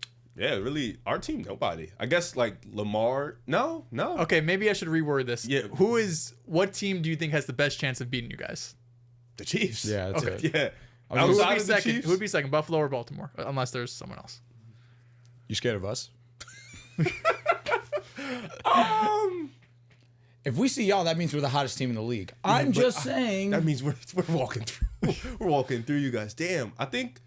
Don't make me a hater. I don't think Baltimore, Lamar and Derrick Henry, that'd be tough, but we have a really good run defense, really great run defense. Damn, I'll probably say Baltimore because it'll probably be hard to sack Lamar, so he'll be able to evade pressure, he'll be able to get his guys that separation when they finally get open and stuff like that. I think with Josh, we can pretty much, I feel the same way Drew feels with his corners, with our corners against the Bills wide receivers, we'll be able to pretty much cover them and be fine with that. But Buffalo's offensive line is better than the Ravens, so that'd be something that would be tough. It's really just the Chiefs, bro. I'll be honest. We're equipped to beat anybody in the league. Yeah, I had one random thought today actually before I came here. What was your I thought? was thinking about Jalen Hurts, just things I do. Just You're not a fan anymore. He's not a fan. Our you group trying to get chat back? we have actually with our home friends literally is flaming him for falling off on Hurts. And they said, "Give me your top 5 my guy quarterbacks." Y'all stop giving me the remote. What number This was it? keeps happening. 3. Who's to that? Me. No. Yo, he needs help. that He's was done. fast. He's Yeah. done. He's done. He's done. But I was thinking of Jalen Hurts as I do. One of my favorite quarterbacks in the league. Oh, screw And you. I was thinking, what made 2022 so special? Because everyone always points to Shane Steichen, but we look at Shane Steichen now, who's been away from the Eagles for a couple of seasons now. He is not in the tier with Kevin O'Connell or Sean McVay or any of these upper echelon coaches. And although, sure, they downgraded, right? Brian Johnson's not as good of an OC. Kellen Moore is not as good of an OC. But it's not like Shane Steichen went on, made Anthony Richardson a top 10 quarterback. It's early, I get it. But he's not viewed as like this innovative, one of the best minds in the NFL. And it's like, well, the Eagles still have a great offensive line. They still got the same weapons. They got improvement at running back. So I'm thinking, like, what made 2022 so special? Was it just the opponents they had because they had an easier schedule, and then the playoffs, it wasn't too tough? But even still, they went out there and fucking put up 35 on KC. He's winning me back. Well, it wasn't. trying to get his way back. It was an easy schedule, but I mean, I think the difference is that Anthony Richardson can't complete passes. It also, this man's work ethic, his drive, his dedication to himself, the dedication to the grind to be better, it's unmatched. Like I know this year we've fallen off on Steichen, but we were singing his praises after last year. Who's we? I still believe in him. No, I do too. I definitely do. Gardner Minshew, he got that to 9 wins last year. I just So legitimately is it really believe AR's fault? that AR was not good this year. It's. I think it's a combination. I don't I disagree think too their much. offensive line fell off tremendously, and also if your quarterback cannot complete 5-yard passes, you're just very limited. But bro, the film is better than the box score. You can't look at the box score. No, it is. But I don't think Steichen has done a horrible job. I think for the most not by part, any means. it like outside of the play calling aspect, it's just the culture that he set there. There's no culture. Like as a coordinator, I think he's more than fine. He's going to be a tremendous coordinator. But as a head coach, I don't really buy into that too much.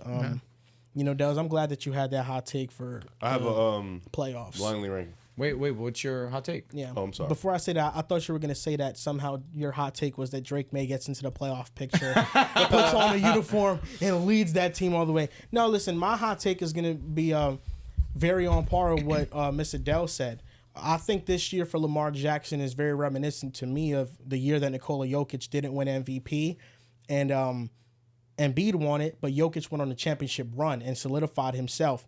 I think the MVP race this year is close between Lamar Jackson and Josh Allen. If you go off of strictly just stats, I think Lamar Jackson is the guy you favor. When you take everything into account, like the Bills only having 2 Pro Bowlers and one of them being Josh Allen, I think you can favor Josh Allen in the MVP discussion. With that being said, I think Josh Allen will win MVP this year, and I think this will be the year that Lamar Jackson was a Super Bowl. I think he's winning it this year.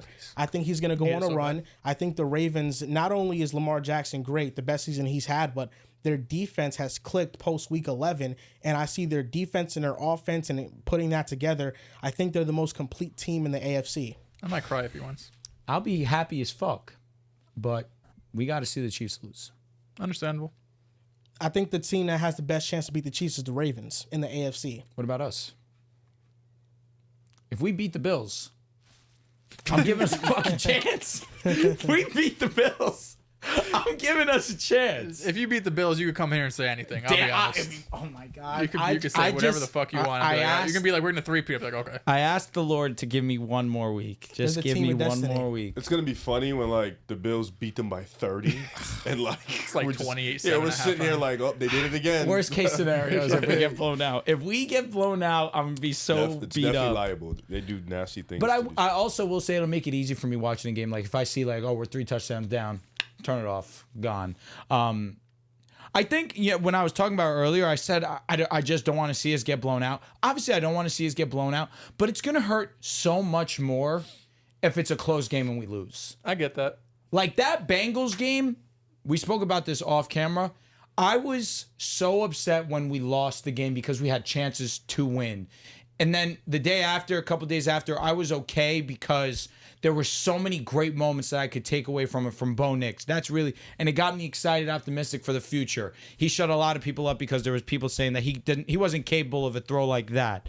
And also, he sent us into overtime. That was awesome. That throw was nuts. So there's that, and of course I was sad we lost, but then in hindsight I was like, all right, there's things I could take away from this. But in this one, my season's over. If we lose a close game, I want to see Bo. I want to see the team play well. But if we lose a close game, my season's over. I'm still going to be sad. It's just the stakes are at its highest. So high. If you don't win a championship, the season is a failure. I couldn't agree more. That's just what happens. So, you fail. So. The Broncos season's not a failure. I'm going to come up here, and if we lose, we failed. I guess I get that. Wait, really? Said I get that. Yes. But also it's like, it's the fucking Bills, and you guys were projected to win, what, like 5 games maybe? No, I know that I talk about sports. I don't play the sport. Bro, you're like a -8. But I have a player's mentality in that regard. You ask every single player in that locker room if they succeeded or failed, they're going to tell you they failed. I get that. And that's the type of mindset that anybody should have. Yeah, but a lot of times players don't have realistic expectations. And that's sometimes. fine. I love that. Yeah, I mean, I love that. like I think they're delusional if they think they can win that There's game. dudes that are in front Why? offices and get paid It's millions just of the Bills. dollars and still Hey, aren't we've seen the realistic. Bills lose. Why the fuck should I in the be? first round. You know what's funny? You said that, and I forgot to talk about it. Close game versus the Dolphins. A close game with Pittsburgh until it wasn't, but it was kind of way closer than we all anticipated. Speaking on that, there's actually this page on Instagram that I saw that they said if you flipped every team's record in one score games, what would their record be? We're the lost Broncos one game? are 15-2. Oh, 2 games, excuse me. If all their one score losses are wins. Oh, you talk about the with Skylar Thompson? They were up like 20 that game. And they almost blew it. That was a close game at Yeah. the end. I don't think they blew it. They just kind of like let their foot off the gas. But that's exactly what I'm saying in round 1, what they do. okay. The Steelers, they did beat the shit out the Patriots, like when rookie Matt Jones went to the playoffs. Okay, I felt like that one was personal. I felt like the one Pittsburgh game felt was ass personal. whipping for the most part. First half it was low key like, okay, I don't think anyone thought Pittsburgh was For gonna sure. win, but in the first half it was like, all right, it's I felt they were playing with their food from my memory. what was it at halftime, like a 10-point game okay, maybe? so we could see them play with Denver for a little bit of first half and second half. They can't play around with The Denver. thing is, I if think you're they up need to 10 be at ahead of the game. halftime, it's like, oh, this is a close game, but in reality, it's like you're on pace to win by 20. So Yeah. You got a blind ranking, Riff? I do. I have one that's really dope. It's only 4. wow, All right, it was a 1-score game. Apologize. It was a 1-score game. Pittsburgh? With Pittsburgh in the playoff game. It was 24-17. They had scored with 10 minutes, 32 seconds left in the fourth. But then Josh Allen scored a touchdown with 6 minutes, 27, and then Steelers couldn't score again. Yeah. It's just 4. Yeah, this is just 4. Okay. Score game in the fourth. I'm just saying. So, this is blindly ranking last these year. random teams with these all-time players. So think of all these players. I saw this on Twitter. Think of all these players Not getting credit. at the peak of their prime. I unfortunately, I didn't screenshot who did it. I just took their picture. Sorry. So Team 1 has all at their prime. So think of them at their best. Team 1 has Chris Paul, Kobe Bryant, Kevin Durant, Kevin Garnett, Kareem Abdul-Jabbar. How many teams are we getting? 4. Just 4. this team's nasty. I mean, I don't know. Can you repeat I mean, the names the thing is, again? you just don't, you don't have It Bron, was you Chris don't Paul, got Jordan. Kobe, KD. Kevin Durant, KG. Kevin Garnett, and Kareem Abdul-Jabbar. Good job, bro. All right. There you this go. Is, You're getting back. 3? 2? I'm cool with 3. This could be number 1. It No. could be, but You have also Chris a better Paul, team. if we're starting with Kobe, this 5, and like KD. LeBron, Jordan gonna be You one gotta of think these also teams. fit. How does everybody fit I together? think this team fits amazing. All right, Chris I'm cool with Paul, the fit, yeah. Chris Paul and Kobe together in the backcourt is pretty nuts. Movie. KD and KG. KD can fit with anybody. The defense on this team's pretty immaculate, and then you have Kareem down low. There's also some solid spacing on this team too, to a degree, because KG was a pretty decent mid-range shooter, and then Kareem obviously with the skyhook. They have 4 All-NBA level defenders. Agreed. I'm cool with 2. All right, 2. 4, Yeah, CP3 5.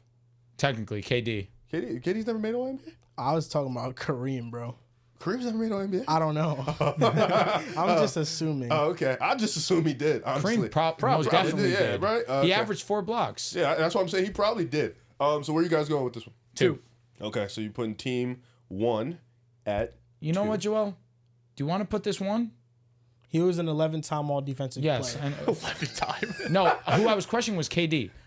Do we want to put this one? He questioned Kareem. No, I did. No, I would put it 1. I think fit wise, this is just a great team. Unless we get a team with LeBron and then like Steph Curry on it, I don't think another team would be 1. 2. Don't want to make assumptions, but 9 times out of 10, you're going to get a team with LeBron. So this is 2. Team 2. Drum roll, please. This one has LeBron. Team 2 has John Stockton running the show. Allen Iverson at the 2. LeBron at the 3. But you have Tim Duncan at the 4 and Shaquille O'Neal at the 5. This feels a little bit ugly, though. It does feel ugly. Clunky as hell. The backcourt, I was out on them. I don't like the backcourt. I don't like I'm going to no tell you shooting what they're on this going to team. do. They're going to get in that fucking paint, and they're going to What year are we score. playing these games in? Playing in the 80s or 2024? Listen, The only player that is like career-wise a great three-point shooter is John Stockton. Well, no, he said Ray Allen, did he not? He said Allen Iverson. Apologize. Ooh. And hey, Ray Allen would not. later make part of this. LeBron's I know, career has been a 40-point three-point shooter. You're right. LeBron's now a shooter. He is a shooter. Yeah. How does that? But this How is is prime the fit? LeBron, so I don't think he's a shooter. What if we just Chill. take all the best parts of his career? You know what I mean? Like, people's- Cheating as fuck. in a majority of people's opinion saying that 13 LeBron's the best, he did shoot 39, 40% What was the from volume? three. Was it a lot? I don't think it was. Just Because comparing of the the teams, league, I don't I think it like was a Chris lot. Paul more than Stockton. I like Kobe more than Allen Iverson. LeBron obviously over small and all of Duncan, the too. 3, 4, and 5 are all over. I know Tim Duncan has a better resume than Garnett, but both at their peak of their powers, I think that cancels out. With Garnett and Tim Duncan, Why do you do Kevin this? Garnett was No, never he's right, on a he's good right, he's right. team. I don't putting it care. 4 or It's 3. fucking Duncan. Get OG on here. It's a little small. Team 2 is small, too. And then with Shaq, this is a dominant paint team. They have Shaq and Tim Duncan. Yeah, this insane. is a dominant 3.3. 3.3? It's the league. They ain't shoot too many of those. Yeah, I'm gonna go with 3 here. All right, let's do it. Team 2, 3. All right. Team Letting 2, you 3. drive, Joel. That's cool. Team 3 has this one's tough. They have Magic Johnson, Michael Jordan. I guess Giannis would be at the 3, Dirk at the 4, and the Joker at the 5. Oh Christ! The collection of talent is fucking I think insane. the fit, I think the fit is awful. I'm gonna go fit is 4. bad. I'm going 4. That fit I do not like. Yeah, I'm putting MJ 4s. It's just It's just- Magic is all time. Jordan is all time. Jokic is all time. Jokic is all time. Giannis is Put all the team time. with MJ is 4 is. I don't know. Talent wise, 1 through 5, this is the most talented team we're I'll probably tell gonna you get. what. right. Sometimes talent trumps Dirk. fit. This is one. You know what? Fuck it. Yeah, this is one. Yeah. Are you positive? A team with Michael Jordan. That's 4. I Get feel that like out of got here. Jordan, Jokic, like they'll figure that shit out, man. Giannis would be all in the way. Yeah, because because Jokic can stretch the floor. Dirk can stretch the floor. Magic Johnson, when Magic and Dirk when the pick and roll 3-point line sounds was nuts. lessened, he was able to shoot. So was 2025, Michael Jordan. Giannis can hit a nice midi. You can. Yeah, this is number 1. Okay, so Team 3 is number 1. And, okay, so you guys had at 1, Team 3, who has Magic starting with Michael Jordan at the 2, Giannis at the 3, Dirk at the 4, the Joker at the 5. You had at 2, Team 1, which has Chris Paul running the show, Kobe at the 2, KD at the 3, KG at the 4, with Kareem at the 5. Then at number 3, you had Team 2, who has Stockton running the show with Allen Iverson, then LeBron, Tim Duncan, and Shaq. And then finishing last, you have Team 4, which probably has the best fit but the least talent. Steph at the 1, D Wade at the 2, Larry Bird at the 3, Karl Malone at the 4, Hakeem at the 5. Do we want one more trivia? Do we need another topic? I got one. I'm fine with that list. Yeah, what is Okay. it? I'll give you guys 3 strikes because I feel like this is something y'all can get. Can you name me every quarterback to have 10 or more passing touchdowns in a single playoff run? Okay, I did this a little while ago actually.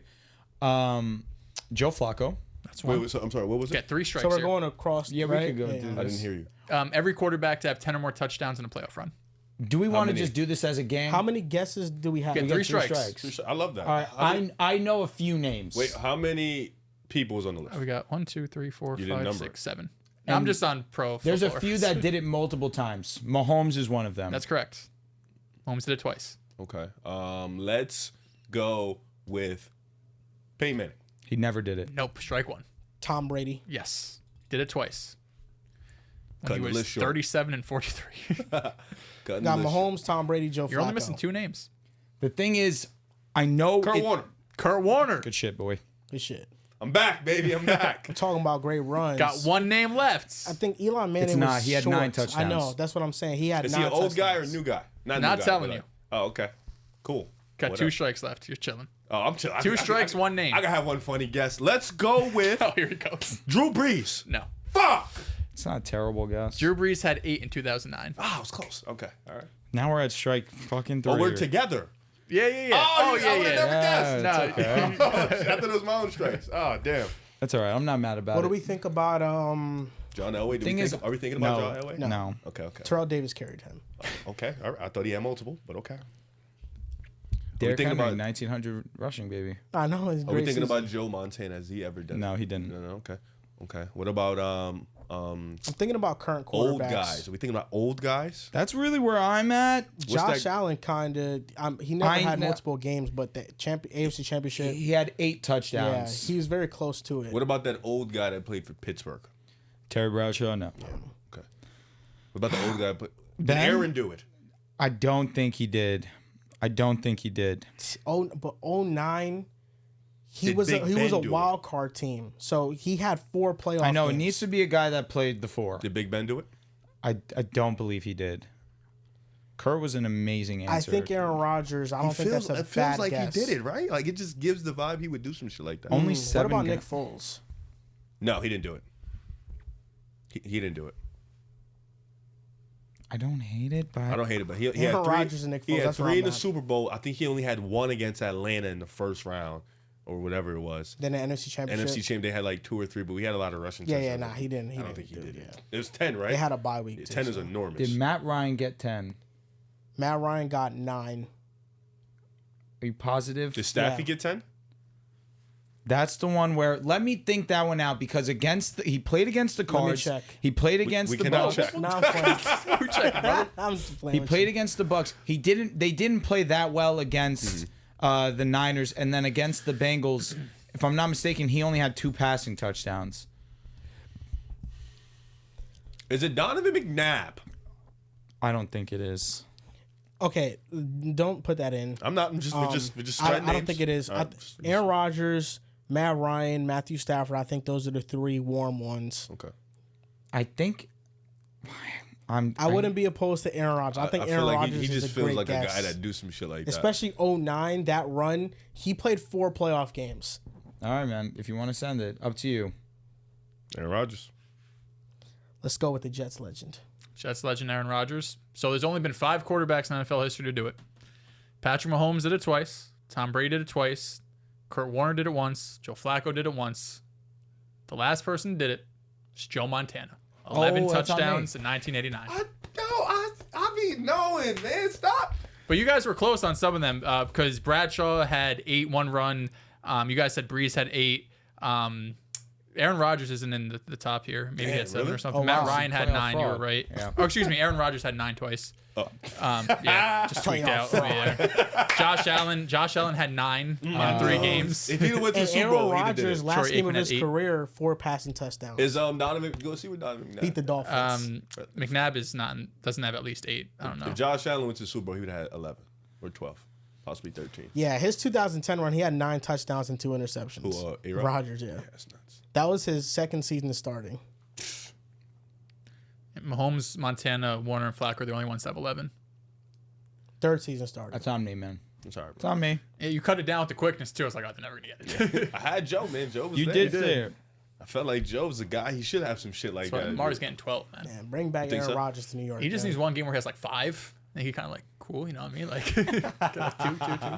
All right, that's gonna do it for this episode of the Pick a Side Podcast, episode 444, NFL Wild Card Predictions. Thank you guys for watching. Make sure to follow us on Twitter at Pick a Side Pod, on Twitter, on TikTok and Instagram at Pick a Side Podcast. And if you guys are interested in Magic Mind, Mental Wealth for 2025, 40% off. The link is in our description below, or you can go to magicmind.com/PASJAN. And also supporting the pod, Prize Picks. Use code PAS, play $5 and get $50. Thank you guys for watching and or listening, and we'll see you guys next time.